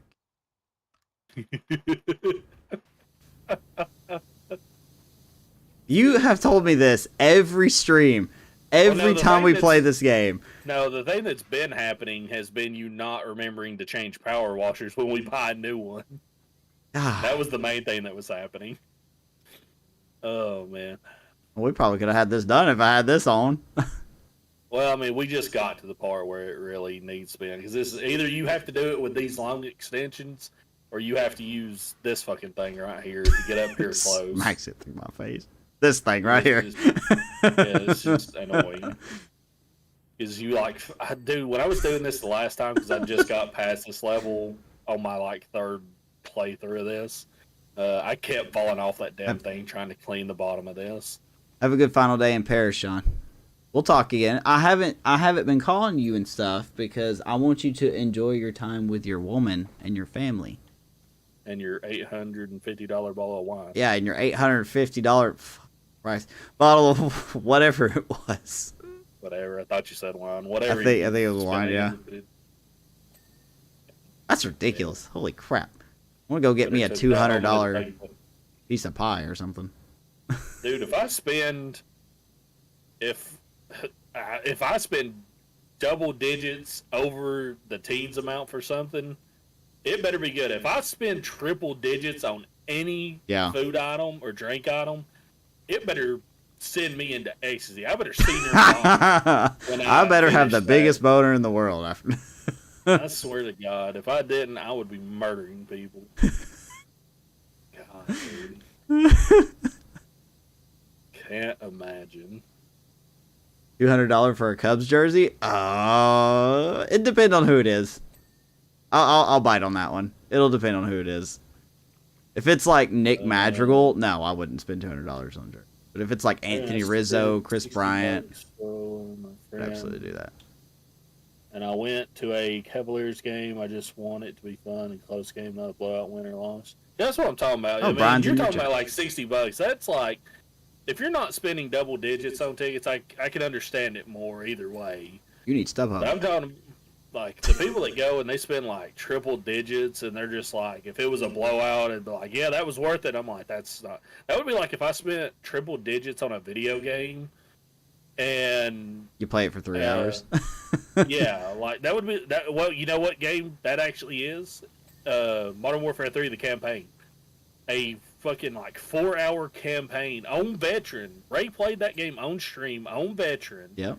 Hardest difficulty, and beat it inside of I think 4 or 5 hours. And that game is $70. Yeah. Could not fucking imagine. Like, What if it was there's a always the like the main category people put like, is a game worth X amount of money? Is, well, did you get the amount of fun you needed to justify that money? Technically, I do spend over 100 for food, or if I get anything from 10. Now that's different. That I can understand, because that's one of the things I enjoyed when we went to the NASCAR races, because they always had like tractor trailers with like open doors with like not team, but like fucking, what is it, driver merch in them. And that was always cool to see and go through. Yeah. I remember I bought a jacket from one of those that was like a it was Black Suit Spider-Man, the Venom suit Spider-Man. Oh, that's cool. Well, I think I still got it, I think. But yeah, you know, and I don't remember how much I spent on that. It might have been like $50 fucking dollars. But that's different. I understand like the food, you know, raising No, the you cost can't eat. And, food and merch, you know, raising the cost up some. I'm just talking about for the game, purely the game, and no other money counting. You know, that just wouldn't be interesting. And like I said, we were talking about football because it was the easiest to say, but I'm just like, What if it was a if I World went to a Series Ben baseball Zobrist game jersey? Oh, and spent triple absolutely. digit on tickets, and they just kicked the absolute shit out of them. Again, I'm speaking as a non-sports fan. You know, that would not have been worth $100. I'm there for the competition. Yeah, I feel like I'm just here so I don't get fined. yeah. But I do have a second favorite college football team. My first favorite is Ohio State. Want to know my Go second? What's your Buckeyes. second one, Brian? Probably like the Hawaii Panty Raiders. Oh, that is it. That was close. That was my favorite team. We'll find out. Let's see. I hate that I cannot walk in a straight line in this game. It is annoying me to no extent. What is it? I cannot walk in a straight line in this game. Like, I'm trying to just go Oh, like yeah, this, and I somehow trail. You got to give up on that, man. You can't do that in this game. It doesn't happen. Well, not. I'm going to keep going. It is Roll Tide, Bama. Yeah. Oh, my God. What does the laundry detergent have to do with this? Yeah. This is the part where I'm supposed to be like, oh, fuck you, Roll Tide bullshit.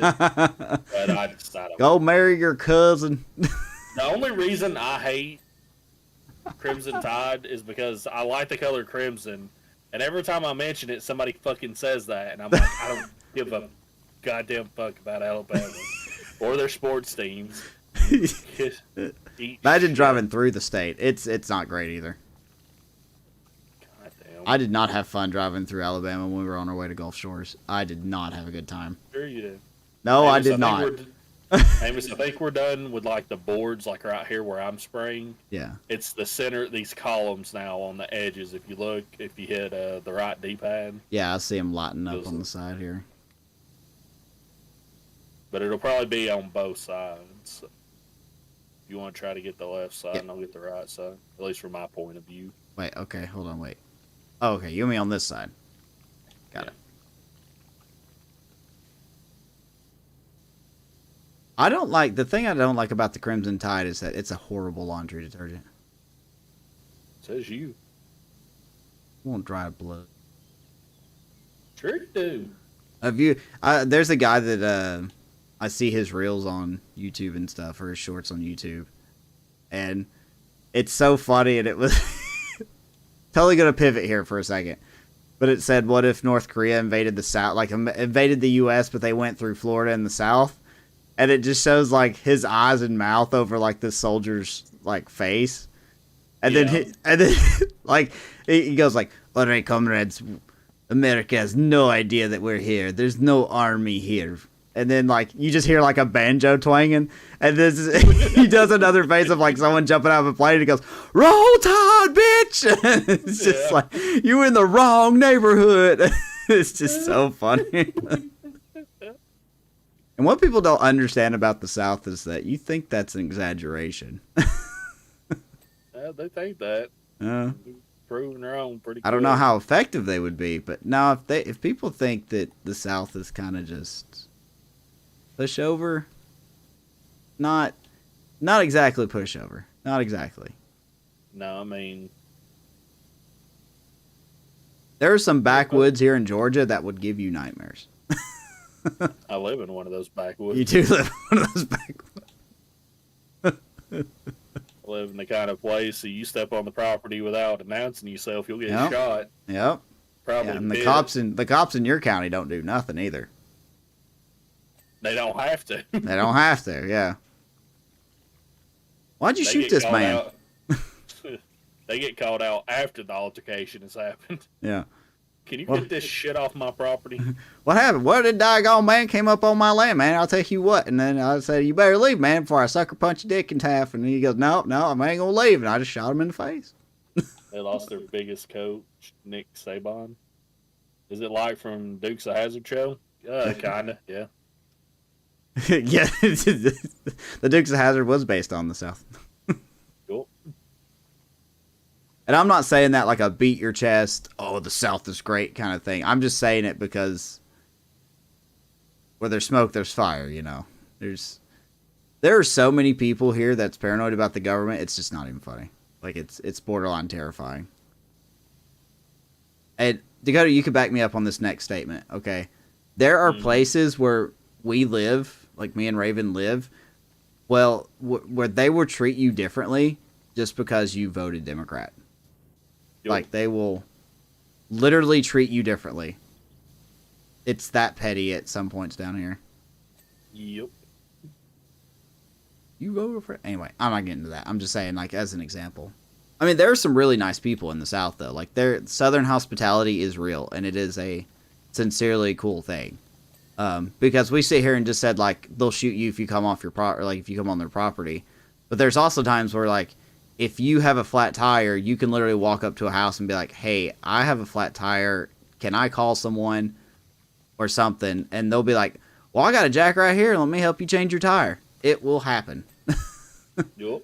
That is a 100% thing that happens, you know, here. So it's kind of a mixed bag. Depends on what's in the bag, a feral cat or a little mouse, you know. Glad that the heat stays down there and set up here in Ohio. Yeah, we get the heat all right. Wag like Ohio. We're technically still in the cold month, and it was like 55 degrees out this morning. What do they call it? Second winter? Yeah, second winter will be here in a bit. In the mid-60s this week. Yep. It's also, and they're also hollering for a snowstorm. Are they really? When? I don't think it's down here. I think it's farther up. Oh. I was like, hell, there better not be no snowstorm. I'll tell you what. I already had one snowstorm. 32 degrees in Ohio right now. Yeah, buddy. Been down in South Florida. Yeah, so I learned something about the beach, or I was reminded something about the beach when we went to Gulf Shores. Mm-hmm. I mentally, I am a beach person. I do like the beach. I think it is very relaxing. I don't think I could go there every single day, but I do like the beach. However, my skin hates it. I go It's the from, beach or the sun. well, I guess it's the sun, but like the sand amplifies Cool. the sun's rays, and then the water does too. So here's my transformation, if you will. Jar of mayonnaise, bottle of ketchup, back to a jar of mayonnaise. Yep. That's what it goes Sounds to. about right. Keep side too. That is what it goes to, and it is annoying. Yeah, it ain't great. 1 second.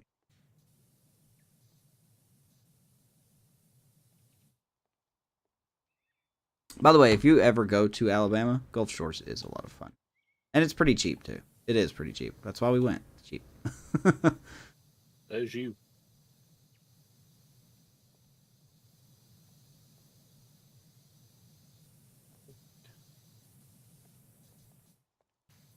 It is me. I mean, I thought it was good. They had a really good pizza place down there on right near the beach line, and it was pretty cheap too. It was like $5 for a slice of pizza, which if you go somewhere else, it's way more expensive than that. Oh Uh, yeah. it was really good though. Like the bread was, or the crust was really doughy, which I like. And hey,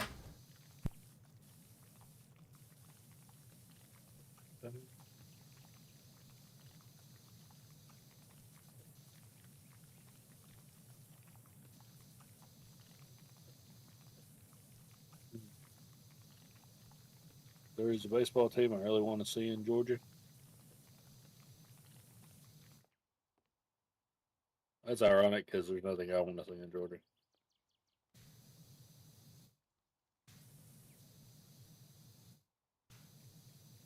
How the hell am I supposed to get that? 'Cause I can't even see it when I'm. that might have been the case. Yeah, I don't know if I'm Well, supposed to clean these or not. They're drying out. No, for maybe you might have to come down here and clean this because I think the co-op's fucking up my. Not down there. No, oh, up there. Yeah. What am I looking at? The barbecue side table still needs to be cleaned, but I can only see a couple of spots. But every time I try to clean them, it like knocks my. You want to take your extension off things since you're standing right next to it.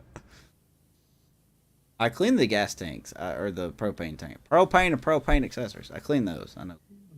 The barbecue side table, it's like the table That's right, around you're them in. and the Yep. things they're sitting on. Still says it's got slight areas that need to be cleaned. The Savannah Bananas. Oh, the Savannah those bananas. I want to go so bad. we almost had a chance, and Yeah, they've got like a 1 year wait on tickets. no, I almost had us ticket. Did you? Yeah, Oh. it's just the only time they were playing was during. Yeah. Oh, I would have called out of work for that. Phone. I'll call it a work for anything. Okay. I don't care. Hey, depending on how that meeting goes Thursday, I might not have to call out of work anymore. Yeah, a lot of people are getting a little anxious about that meeting. Do y'all have one too for y'all's district? Yeah, but apparently merchandisers aren't part of it. Oh, we're a part of it on ours, apparently. Oh, well, I guess I'm not, so. Well, Yeah, what I you're think it's missing because on our that thing. district is supposedly It's- doing so bad they want everybody to be a part of it. Guess I'm not cool. Or maybe Caitlin's just not telling us, or maybe she wants her merches to be there. Oh, the drum's done. Why am I Yeah, still? it says it's clean. Okay, why am I still? All you've got is window frames and Not- something else. It's not the drum, it was just the table, Amos. Well, I think it's clean. It said you only 'Cause had 2 tabs. barbecue Does it stand. have... Look, you can look at the. I know, that's what I'm saying. The barbecue stand, it's clean. Okay, then you finished cleaning it because it wasn't clean when I was up there. Gotcha. But I couldn't finish cleaning it because every time I got too close to it, it like forced my It's the sprayer down. joints. What is the joints? I think it's the things. Oh, there it is. It's the little staves that are down here. The what? The joints in between the boards on the bottom. Oh, okay.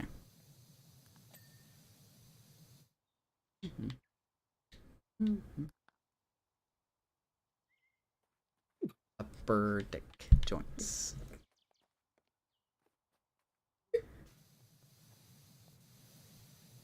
Even know.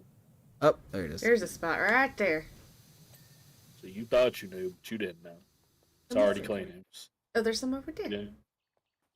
Vertical house trims and window frame. Okay. Run.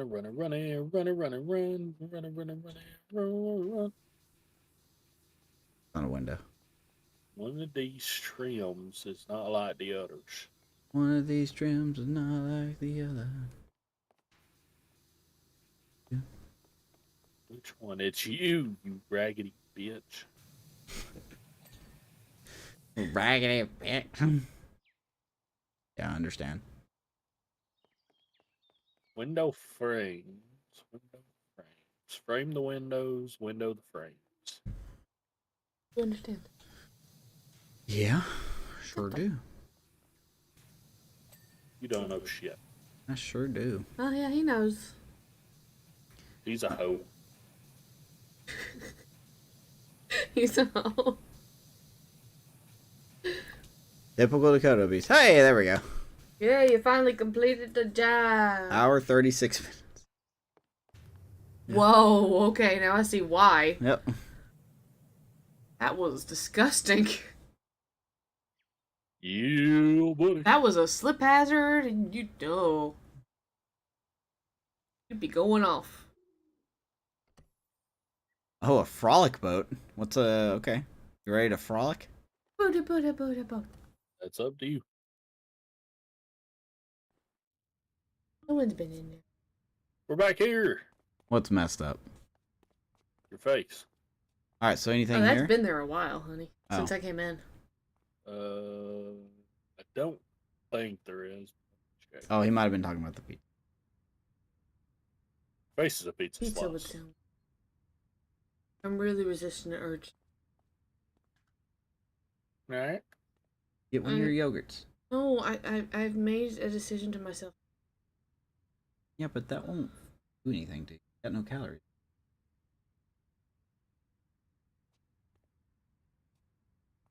Garden, playground, band. Hey, we're in front of this jerk's house. Explosions. Sorry. Every time. So, there was a thing, Nessa, where we had to clean his house. Huh? And we were out here. What? Yeah. You were locked out of the house? Yeah, we had to clean the graffiti off his house. Yeah, we had to clean from outside this gate. all How the way does onto his that house. work? It was a pain. It was... You had to use the long extensions and the single or the 0 degree nozzles for it. Alright, as far as I can tell, there's nothing here. What is a frolic? Let me... Inksy. Sometimes I think it's... On the Prime Vista 503 of its attachments. I may buy some of these Wait. things to get the attachments. The what now? Buy some of the attachments for these sprayers so I can get these. Get the pro ones first and then buy whatever's left. Because we still have 2 extensions for the pro that need to be bought. Okay, hold on, wait. Complete the fishing boat bow, steps, and main deck first. This Is that... This is no, that's a different That's not it. boat. Okay. That's a different boat there, Hawks. That's a different boat, I'll tell you what. They have a SpongeBob Watching you do. SpongeBob, Final Fantasy, Tomb Raider, and Holiday maps. There you go. There's. What'd you recommend getting? Buy the Surprisingly, 2 this Pro game extensions is first, and very. then It is soothing. That's why we've been playing it. It's change of. Is it though? oh, I'm about to go insane about it because I'm probably going to have to play through this game a 5th time when we're done. You say get the extensions first? Yeah, get the there should be 2 for the Pro left. Yeah, there's the long and then the Extra long. We got the extra long, so. Damn right I do. So do we need to save money for anything else, or? No, I mean just getting the different extensions for good, this. Oh well, if you want to get the 2 extensions, and then you can get the washer for this if you want. But like I said, you don't have to use that. Don't use it most of the time. And eventually, I think you have to buy all of the stuff for achievements. I just, Bro. like I said, the biggest thing was to get to this Why would you want washer a and short buy one? it. For the achievement.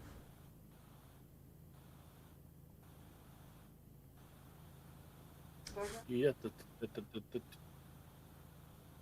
I want to go ahead and buy the soap nozzle. If that's okay.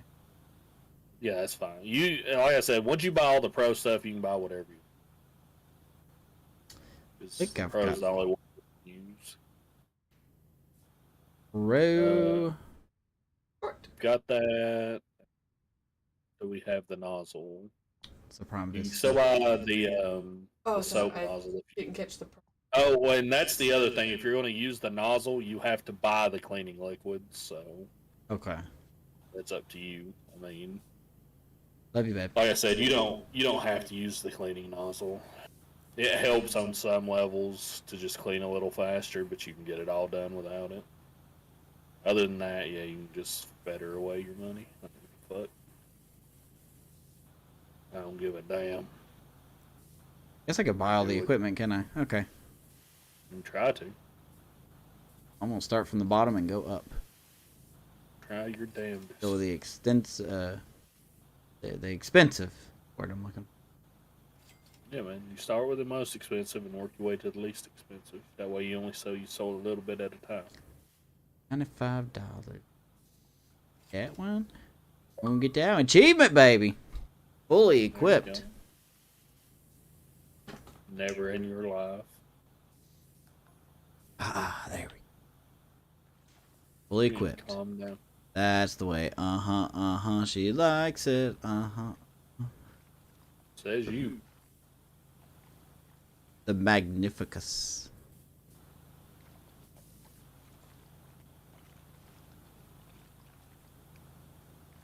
And that's we got a lot to do this week.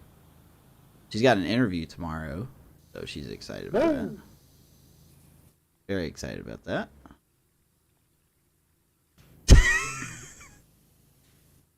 I knew you weren't gonna move. You bet my straight line up, man. God. You'll be alright. Straight lines are for the gays. Are you laughing? Nothing. Good. Huh? You good. You good. Mhm. Oh, You'll Jesus. learn today, son. You gonna learn today. That joke still cracks me up, the one you told that made into a short. Remember when we were playing Gears? Which one? The one where it was like, oh, God, how did you say it? You were saying like, you know, it really stinks when you're at the doctor's office and the doctor sticks his hand up your rear. Doctor will be in with you shortly. No, that was your joke. What was the one you said then? Mine was you go to the doctor to get a prostate exam, and he starts the exam, and then you feel both his hands on your shoulders.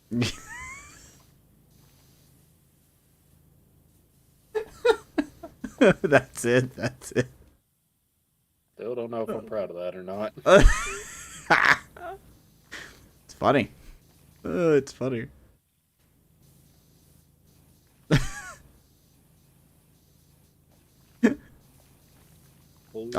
I do got a funny story to tell you. I was working with Mike this morning at Publix, and I can't remember what we were talking about. What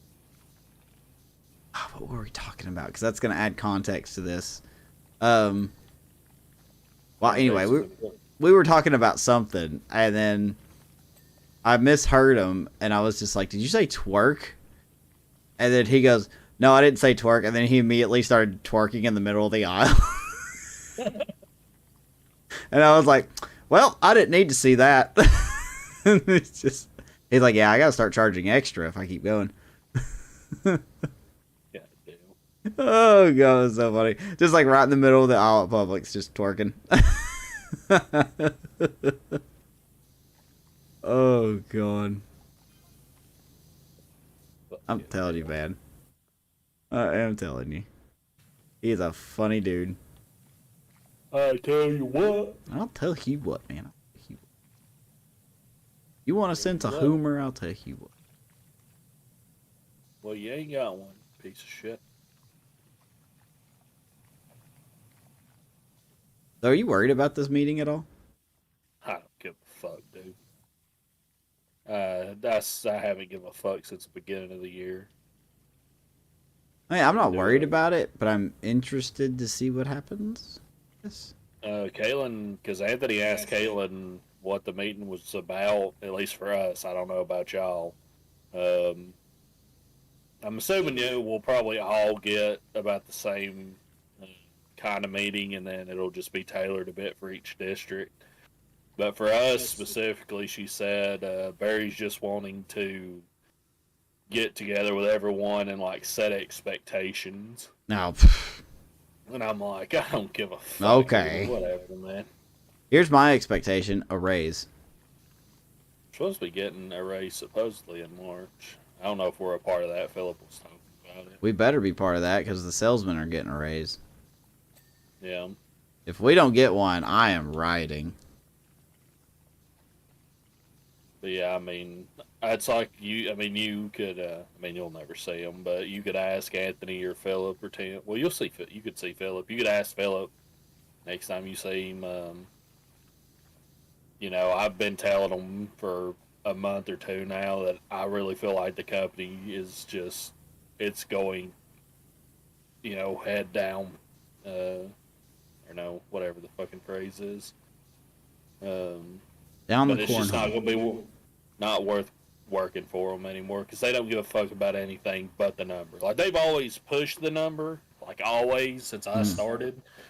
But it seems like more and more that's all. Like, they don't even, like, at least for us, it doesn't seem like they even give a damn about the stores themselves anymore. They just want to make their number and be down to the store, whatever they have to do to get that done. I mean, maybe that's just because of Caitlin. Like I said, they can't even say something because Caitlin made a comment to Philip at one point when I guess they were either talking about me or just talking about the way the route got changed. But she told him the only reason that I was pissed was because I couldn't come in at whatever time I wanted to anymore. Yeah.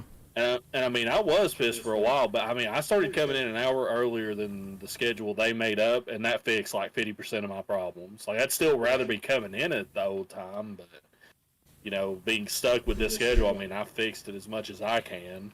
Yeah, if I were to follow the exact schedule they gave me, you know what time I'd be starting? 6 o'clock. 6 a.m., yeah. And that's that's at Publix. I wouldn't be getting to Walmart until 8:30. Yeah, they don't know what the fuck. That's like Vince, the guy that works like as basically he's the person that essentially got put into Jess's position when she quit.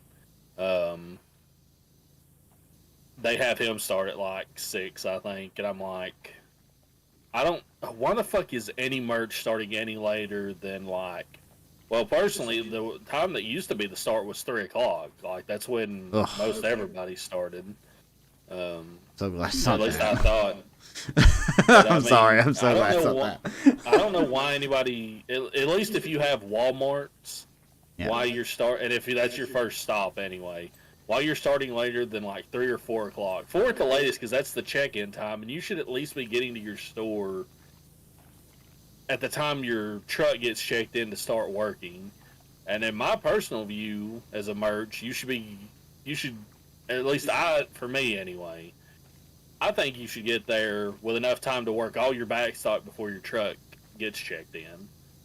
Which that doesn't always happen because you never know what kind of backstock you're going to be leaving the day before. Yeah. But I like having at least the hour. That's like I said, when I started coming in at 3 instead of 4, that fixed like 50% of the problem because I was able to actually get most of my backstock turned, if not all of it, before the truck got checked in and I went to work it. Because that was the thing that was frustrating to me the most was I was getting there at 4, working on the backstock for an hour, sometimes 2 hours. It's already 5 or 6 o'clock and I haven't even touched my truck, let alone got to impulse. Yeah. Because now I have to work the impulse. I work the entirety of the super center by myself. Yeah, I do too. I actually prefer that though because I know I work all my back. Well, I have a rotation system with backstock. Like if we have 2 carts of backstock, like we're supposed to, I do 1 cart on Monday, I do the other cart on Tuesday, and then I do both carts on Friday because I can't rely on who covers for me on Wednesday and Thursday. And then on Saturday, I will do whichever cart I feel needs to be worked. Like maybe that has the most stuff on it. And then on Sunday, I'll work both of them again. And then Monday, I'll do the opposite cart. Oh, I work everything every day. Yeah. No, that's the simple way to do it. But I've been finding that in my situation, that's been kind of a waste of time for me. Because, like, I'll pull a cart out. Yeah. And it's like, oh, I'll put 3 cases up. Yeah. Yeah, I mean, it's just easier for me if I just take everything out.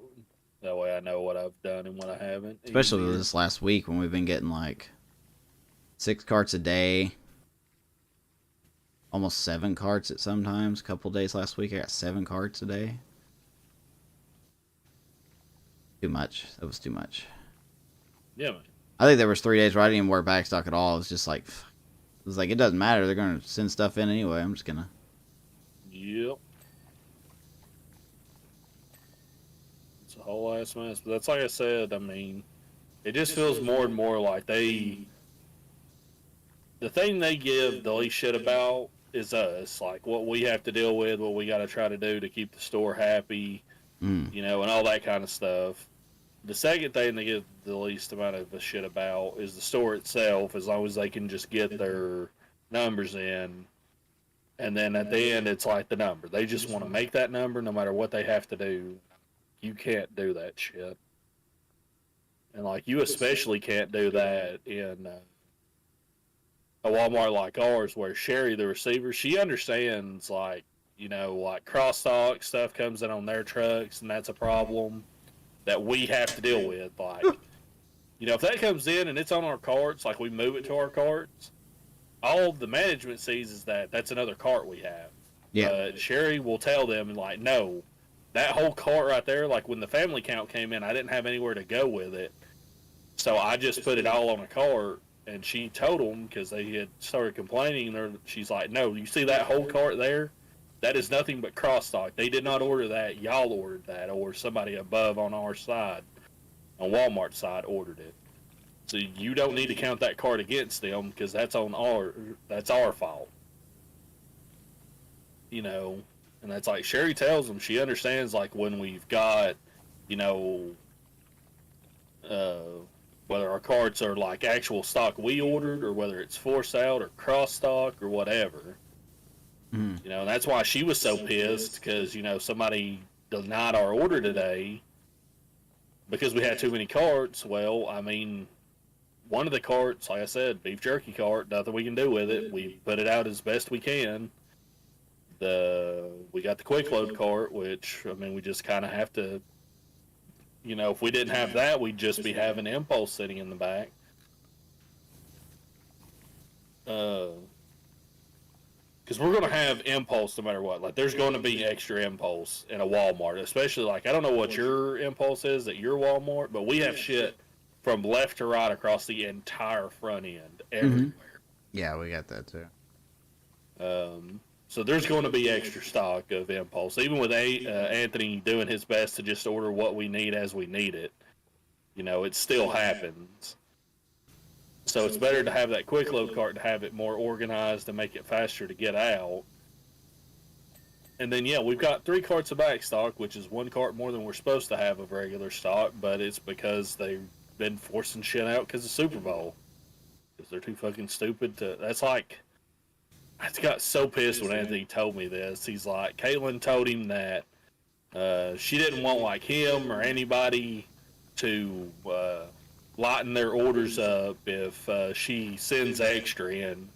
Because the store will need the extra she sends plus what they're ordering. And I'm like, you gotta be the dumbest goddamn person on the fucking planet. Like, why That's even... not how that works. I was just gonna say, like, why even have route or salespeople then if they're not allowed to do their thing? Yeah, well, and I think it's because what she's trying to say is, like, if you would normally in the week order, you know, say $10,000 for the whole week. I don't know what each store does, but say just for the Walmart, say we order $10,000, and then she adds an extra $5,000 across the week and add-ons. You know, she's saying that, oh, you'll need that, you'll sell that because we need it for, you know, in this instance, say Super Bowl.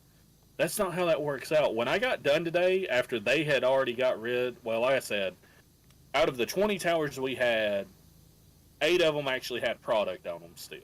Because, you know, Anthony and Philip actually have brains in their skulls, and we let it sell down going into the weekend of Super Bowl. You know, that way if it sells out on the weekend, then we can just toss them. But if not, it makes it easier to, you know, get everything out and put it to the shelf. And out of everything that we still had left, and I got up all the Doritos we had left to the shelf. But I boxed up, I think, an entire stack worth of shit. It was a little bit of Lay's. I think Lay's was the least. Which I think it was about a case worth of Lay's, so about 15 bags of Lay's. I had at least 2 or 3 cases worth of Tostitos, restaurant and scoops. And then I had like, well, at first, because then I realized, fortunately, at the last minute that I could put some of it to a display on the 4x8. But overall, for the Ruffles we had left, we had like 7 cases worth of Ruffles left off those towers. Because Ruffles don't sell worth a damn. Nobody buys Ruffles. They buy Wavy Lays for dip. Ruffles. But yeah, I mean, we had all that shit left. And if it wasn't for the 4x8, I would have had 2 stacks worth of product left. So half a cart of just boxed up shit from Super Bowl. But yeah, we would need all the extra she was going to send in. And I'm just like, whatever. And that's like at Kroger. Philip said at Kroger, or maybe Anthony told me, one of them, Caitlin told them that she wanted a cart per sell item in there. So she wanted a cart of Lay's, a cart of Doritos, cart of Fritos, Cheetos, cart of Ruffles, Tostitos. And I'm like, you got to be off your fucking rocker. Yes, that's a that's a lot. Yeah, that's like, that store's already been complaining for years about the backstock situation in there. Because like that store gets the most force outs I've ever seen. They get like, they'll get 2 or 3 pallets a week constantly. And I mean that. They'll get 2 or 3 pallets almost every week. And they won't give us any floor space for it at all, ever. Like they did for Super Bowl, and that was about it. That's the last time. This is the first time I've heard of them giving floor space for it, in probably better than a year. And like I said, I don't work that store, but I mean, when you're getting like pallets worth of product every week, and force outs on top of your orders, like it makes it. And then if they won't give us space for it, but they want them to get rid of it, so what do you do with a pallet that they won't put on the floor? You kill it to a cart, which makes more fucking backstock. And they just sit there and wonder, why you got so much backstock? Well, because you won't give us our fucking floor space. And we've come full circle. Yeah, every time. But no, that's not the case. We're ordering too much. Well, guess what? We don't order the fucking pallets, dipshit.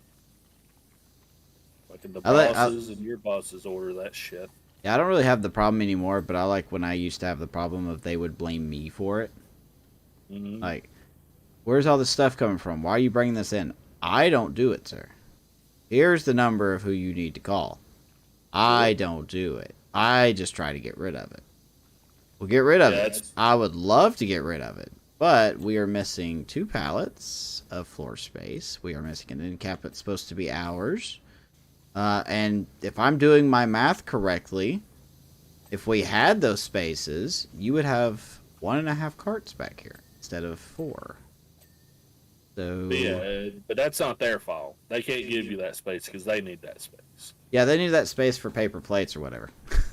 Yep. We need those paper plates. I'll tell you what. If we don't get it, we don't put those paper plates out, people will riot because they won't have anywhere to eat. Where are the poor people going to eat at? Come on, man.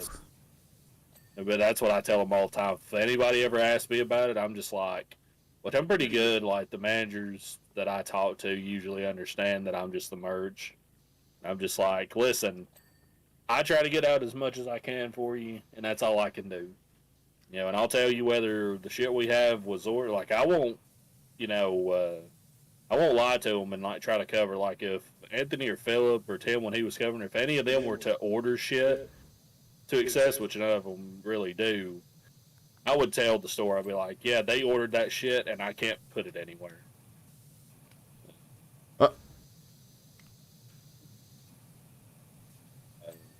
But like I said, 99% of the time, it's not because we over-ordered. It's because somebody somewhere, usually higher up in management on one side or another, ordered it. Beach. Where? Like I said, I mean, I feel like it's going to be a downslide. Maybe not for the, like, this is one thing, because I always said, like, the company's going to go, like, down or whatever, but it's not going to happen. Like, company's always going to be around, but at least for the employees, I feel like it's going to be a downshift in the way we're getting treated going further into the year. Because that's like, I think I said this last time, at the end of last year, I think our route ended up losing like $90,000 total for the year. And by the middle, or the beginning or the middle of February, we were already at like $20,000 lost. So we were on pace to beat last year, because in March we were down to 30,000 missing. So, did I mark? The heck are the cleats? That's these things? Oh, okay. Ah, you're funny. You are hilarious. I don't know about that, but I am the funniest person in this conversation. I don't know about that, but I think you might be right. Well, I'm one step above you. I know I'm right. But yeah, I don't give a fuck. My biggest worry about the meeting is, depending on what gets said, keeping a civil tongue in my head, because I'm just fucking pissed about all of it. And not even for me. Like I said, I fixed the only real problem I had just by coming in an hour earlier. You know, not saying I wouldn't, take the old schedule back, but for being stuck with what we got, I'm fine.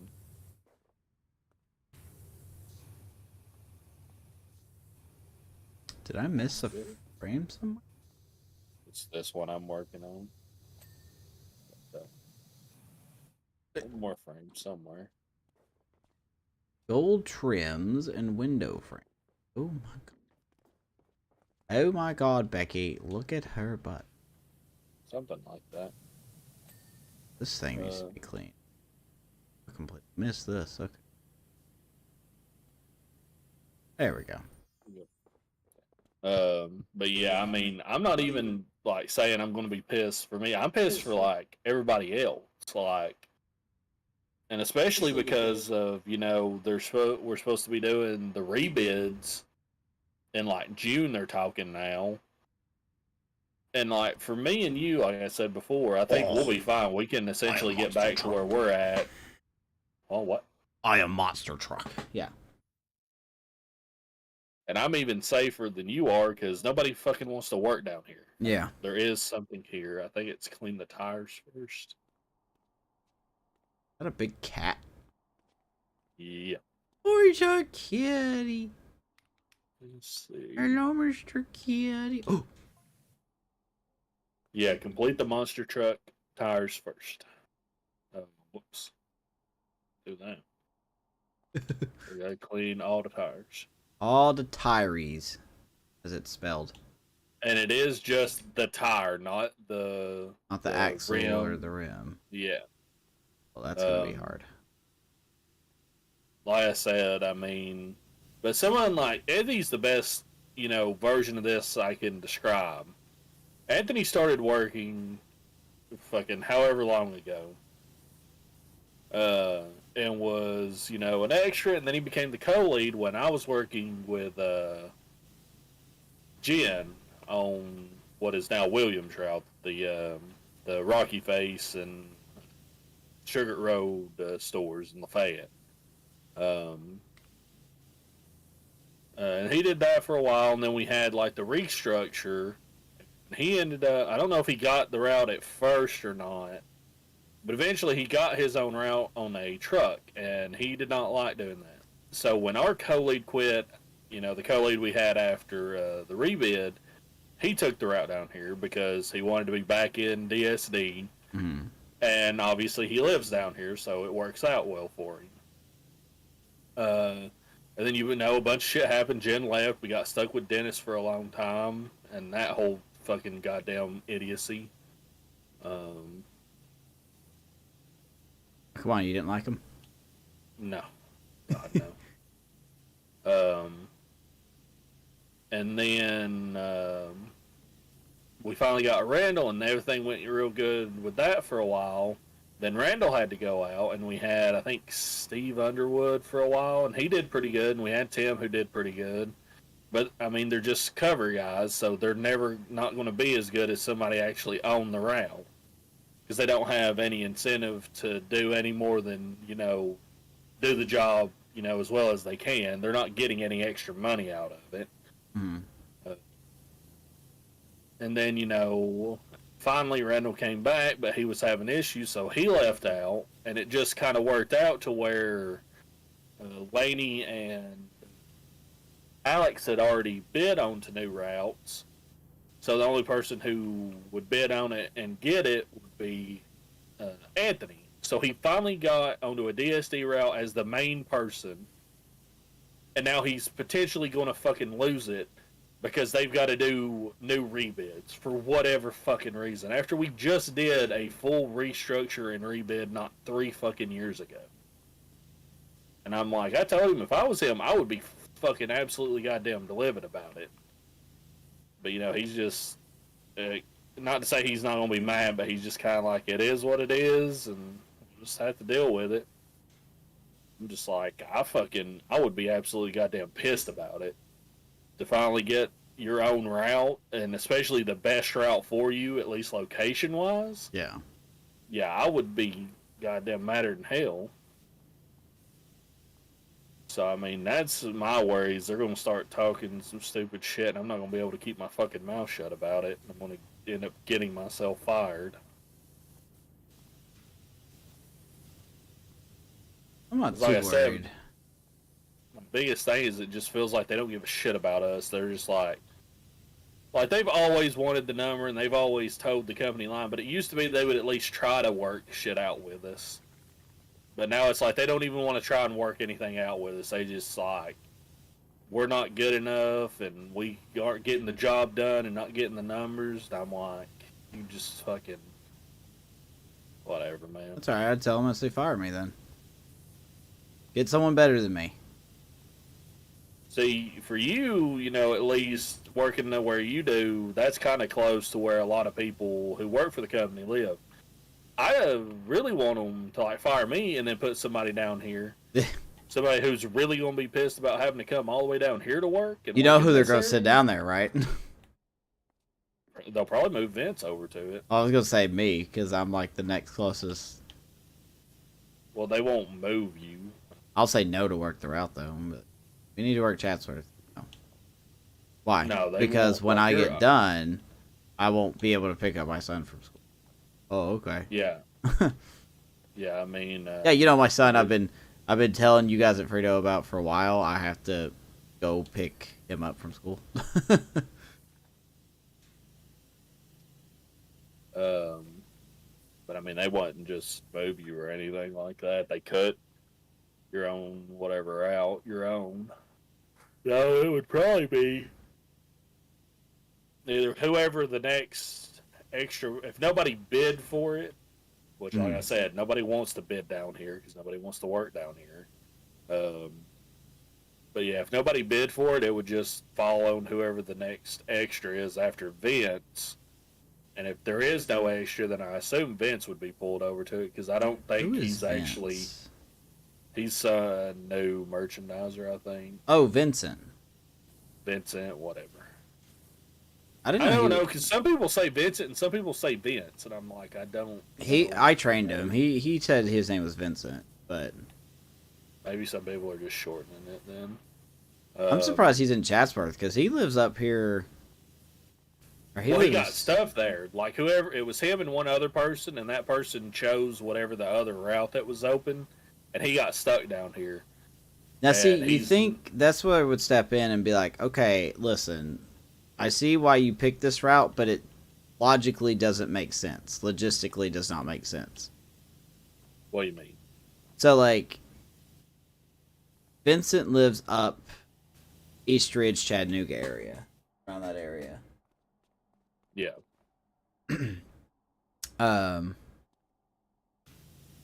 Yeah, he lives up there in that area. It doesn't make sense for him to have. But see, that's the thing, though. That route was open and nobody wanted it. So since he's the next open extra, he has to take it. He gets put there. Yeah. Period. Because somebody has to be on it.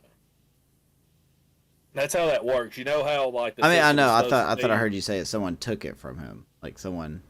No, there were two routes. It was the one that Jess was on when she quit, which is the Chatsworth route, or whatever they made the Chatsworth route now, and another one. And whoever the other person was, I think it's a girl, she took that route because I guess she was the next extra with seniority over Vince because he's the newest. And then he got stuck with the other one because she took that. If she'd have taken the Chatsworth one, he would have got set to the other route wherever it's at. But that's like, you know how like with at least with the the RSRs, you know, like if Anthony was to quit, they would put the route up for bid, right? Yeah. And then whoever bids for his route will get it, and then their route goes up for bid, and then whoever bids for their route gets it. Then at that point, what it's supposed to happen, I don't think it does anymore. I think somebody told me, or they might have changed the rules, is what happened? Do what? Oh, the connection timed out, apparently. Kicked me out of the game. Hold on, I got you.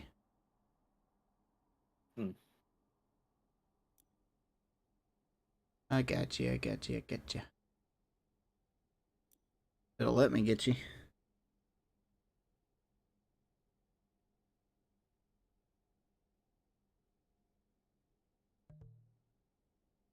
Uh-oh. Connection to the network has been lost. Oh, that's not good. We about to crash?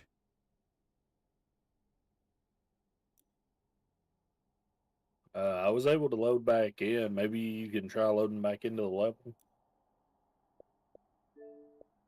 I'm still in here. Like, I'm still in the level. Good. See what happens. Connecting. Oh, it's taking its time. It might be something with the server on the game side. No, wait. Oh, because we've cleaned, it's got to figure out what to load and what not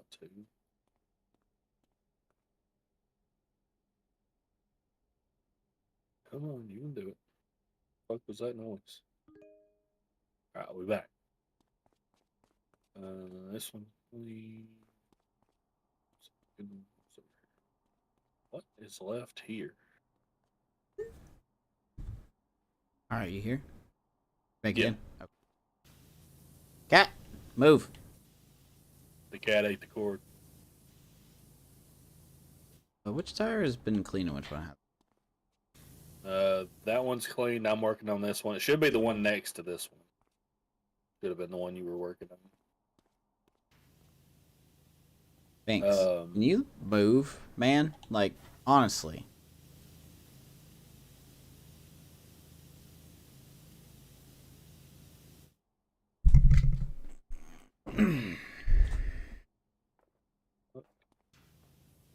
Oh, did it kick you again? Oh, no. I was trying to figure out where all this started. I'm down to the point where it's like minuscule specks all around. There we go. He stepped on something, like Bink stepped on something, and then everything went silent for a minute, and I was like, uh-oh. Damn it, Bobby.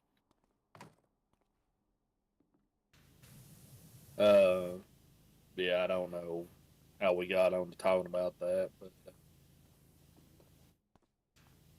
yeah, somebody will end up a merch will just end up forced onto this route.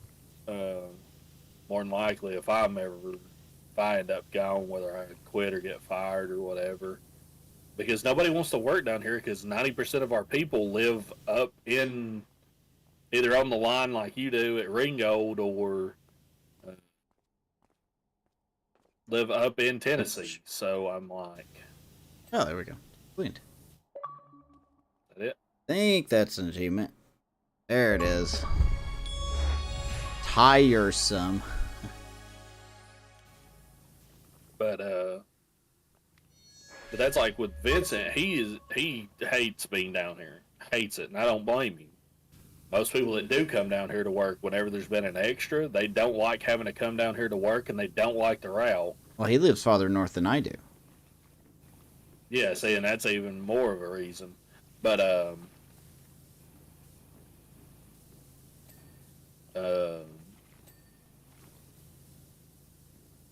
what I was going to say now.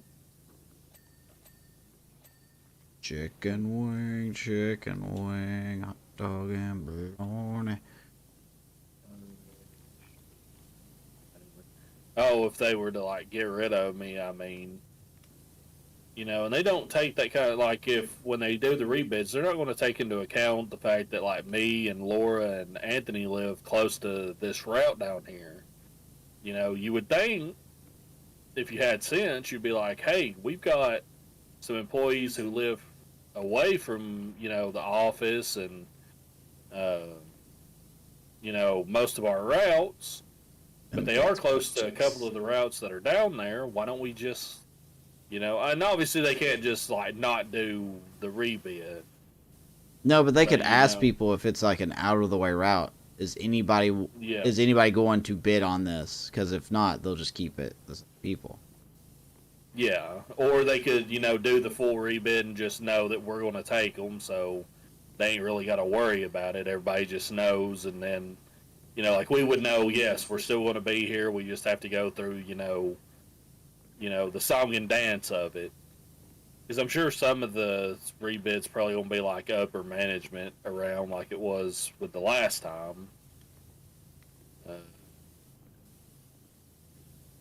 But it's like I said, when they did the rebid a few years ago and the restructure, I don't know about you, but I know Jeremy actually like talked to me after like they had already did like remaking the routes, but he talked to like me and Jen about how he had set up the route and what we were going to do, and he was fine with what we decided to change a couple of things here and there.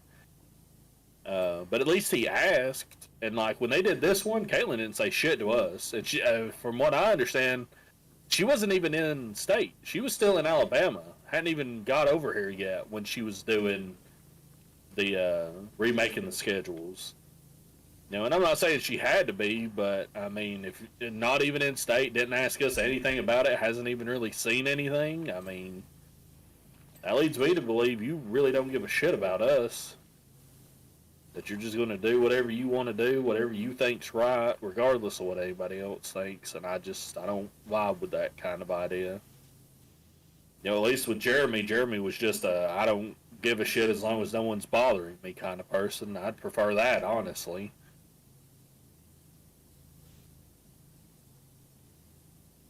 Hold on 1 second. No.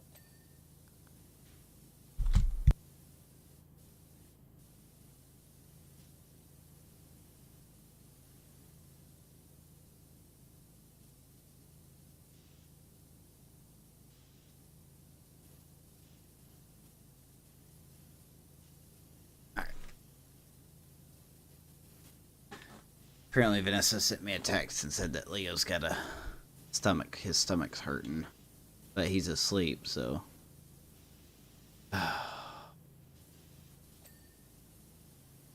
One of those days, man. Yep.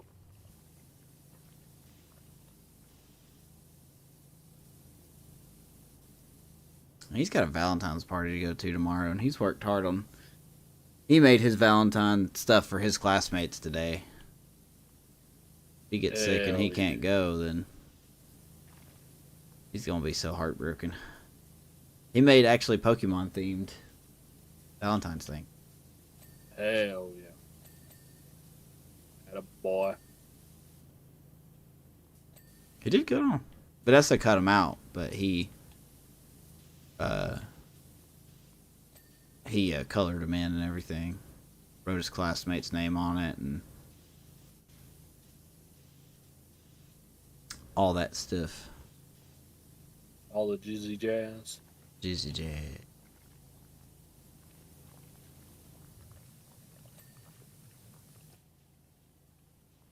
There we go.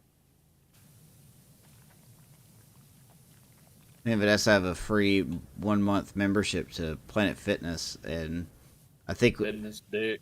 I have only used it once, and she has used it. Thankfully, she's actually gotten to use it, but I was like, man, I want to do this. I want to do this more. This feels good. So Do it before you go to work. Yeah, okay.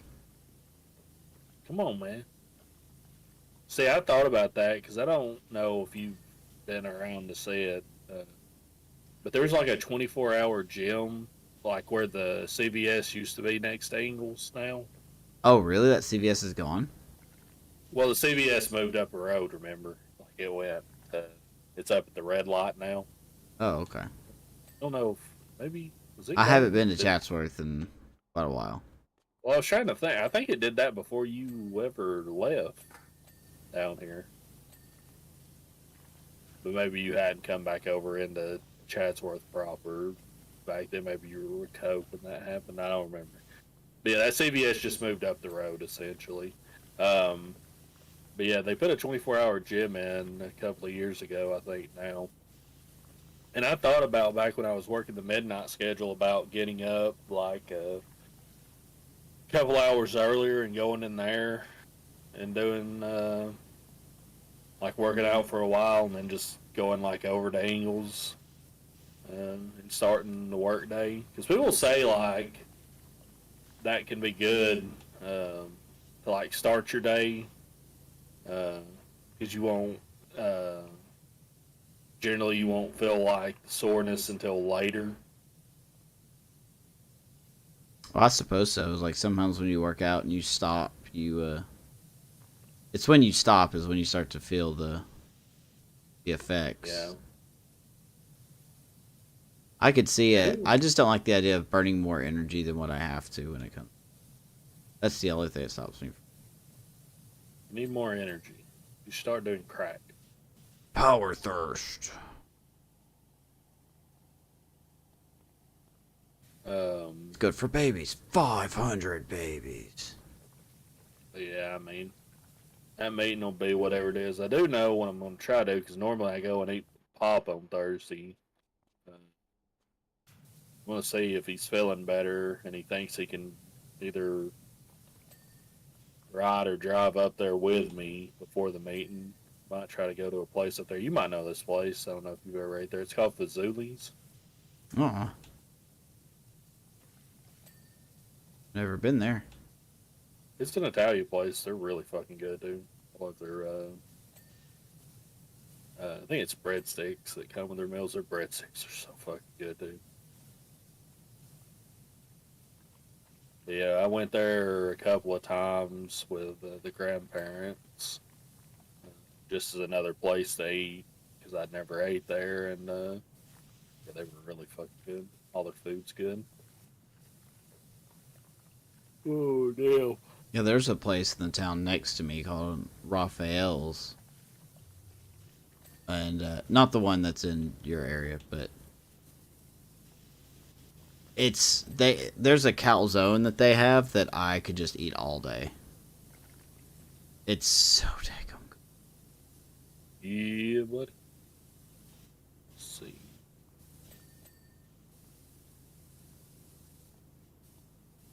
We are cooking. We are Walter Whiting this. Family. I heard that song a lot because that's in the new Trolls movie.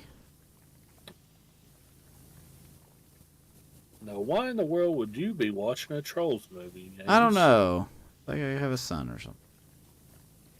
You got a what now? Got a kid. Oh, when did that happen? I'm gonna refer you to this sign here. That's how it happened. Oops. Your Honor, my client would like to claim oopsie daisies. Meeting adjourned. No, what if I would have done it? No. Man, what if you'd have shut the fuck up? I don't know, OJ. What if you would have done it? Pat Williams, dude. This man wrote a book called "What If I Would Have Done It." Man, what if you'd have shut the fuck up? I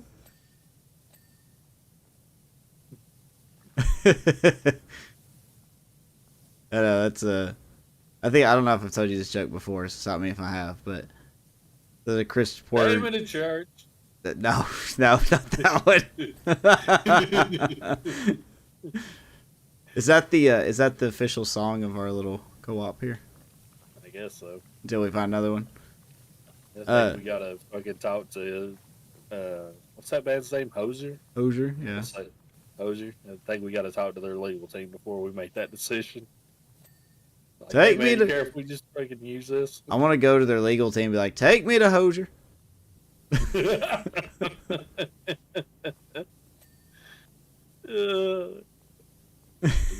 Are you saying some bullshit? I want to talk to him, man. I'll tell them my deal and they can solve it. Oh, damn. Forgot what I was the saying now. joke? You were going to tell me a joke? Oh, yeah. So it's like a Chris Porter joke. And he goes like, he's like, we gotta keep giving these companies an "Are you shitting me" defense. Because stupid people ruin it for everyone. Like back then, there wasn't a lot of stupid people. But now there's so many of them, it's becoming a marketing demographic. It's just like, oh wait, I'm sorry, I'm telling the wrong joke. But he goes, he's talking about he did start off the joke with like, we got to give the companies an "Are you shitting me" defense because of the way people mistreat or misuse products. I want to see a lawyer go into a court case. He goes, look at the plaintiff, looks at the judge, looks back at the plaintiff and says, "Are you shitting me?" This guy skied off his roof, and now you want to sue me because I make skis. And he's just like, Damn right. He's like, do I have to put a warning label for anything? Hey, don't assist in childbirth with these skis. Oh, man.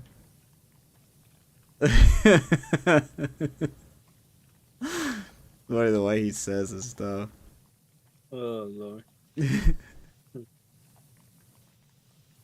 It's like Said he I went- had an. Go ahead. I was gonna say I went to Las Vegas with my sister, And of course, I like a responsible big brother. I went with her when she went down the Las Vegas Strip with her and her tramp friends, because I didn't want to be the guy on the news going, "That's the last time I saw her alive." He goes, "But I don't know if you ever hung out with like mid-20-year-old drunk chicks, but they would walk into the casino with heels on. They would walk out, put other shoes on, strut down to the next casino, take their shoes off, put the heels on, and they would whore it up in that casino." uh, God damn. it's so funny. Holy shit. Oh. Front cat leg. Alright, this one right here. Said he had an unfair advantage. Are you talking about the motherfucker with no goddamn legs? Is that what the fuck you talking about?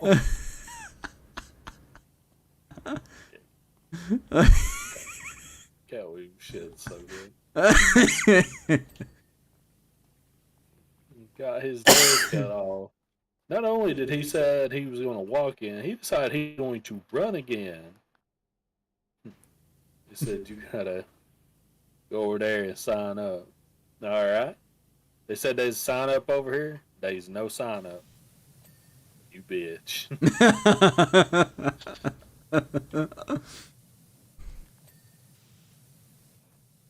Oh, hell.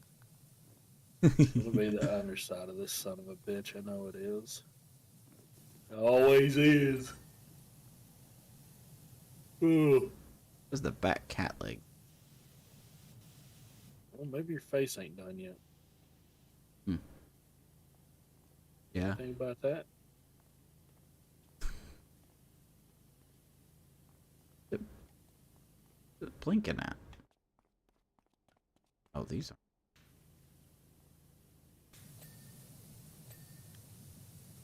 Flame exhaust. Steps. Oh, something blink under here. Where'd it go? Down one over there. Oh, yeah. Change. The steps. Oh. Yeah, the step. Bitch.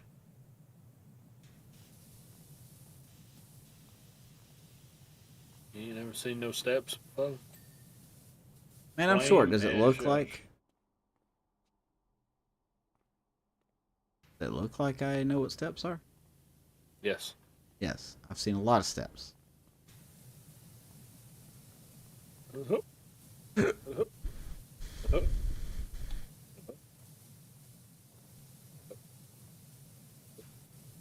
Yeah. Oh. Job completed. Oh, little Good cat ain't in the that a meow, bitch? meow, meow, meow. You talking about a motherfucker with no goddamn legs? Is that who the fuck you talking about? He had an unfair advantage. His legs ain't tied. Your legs tied?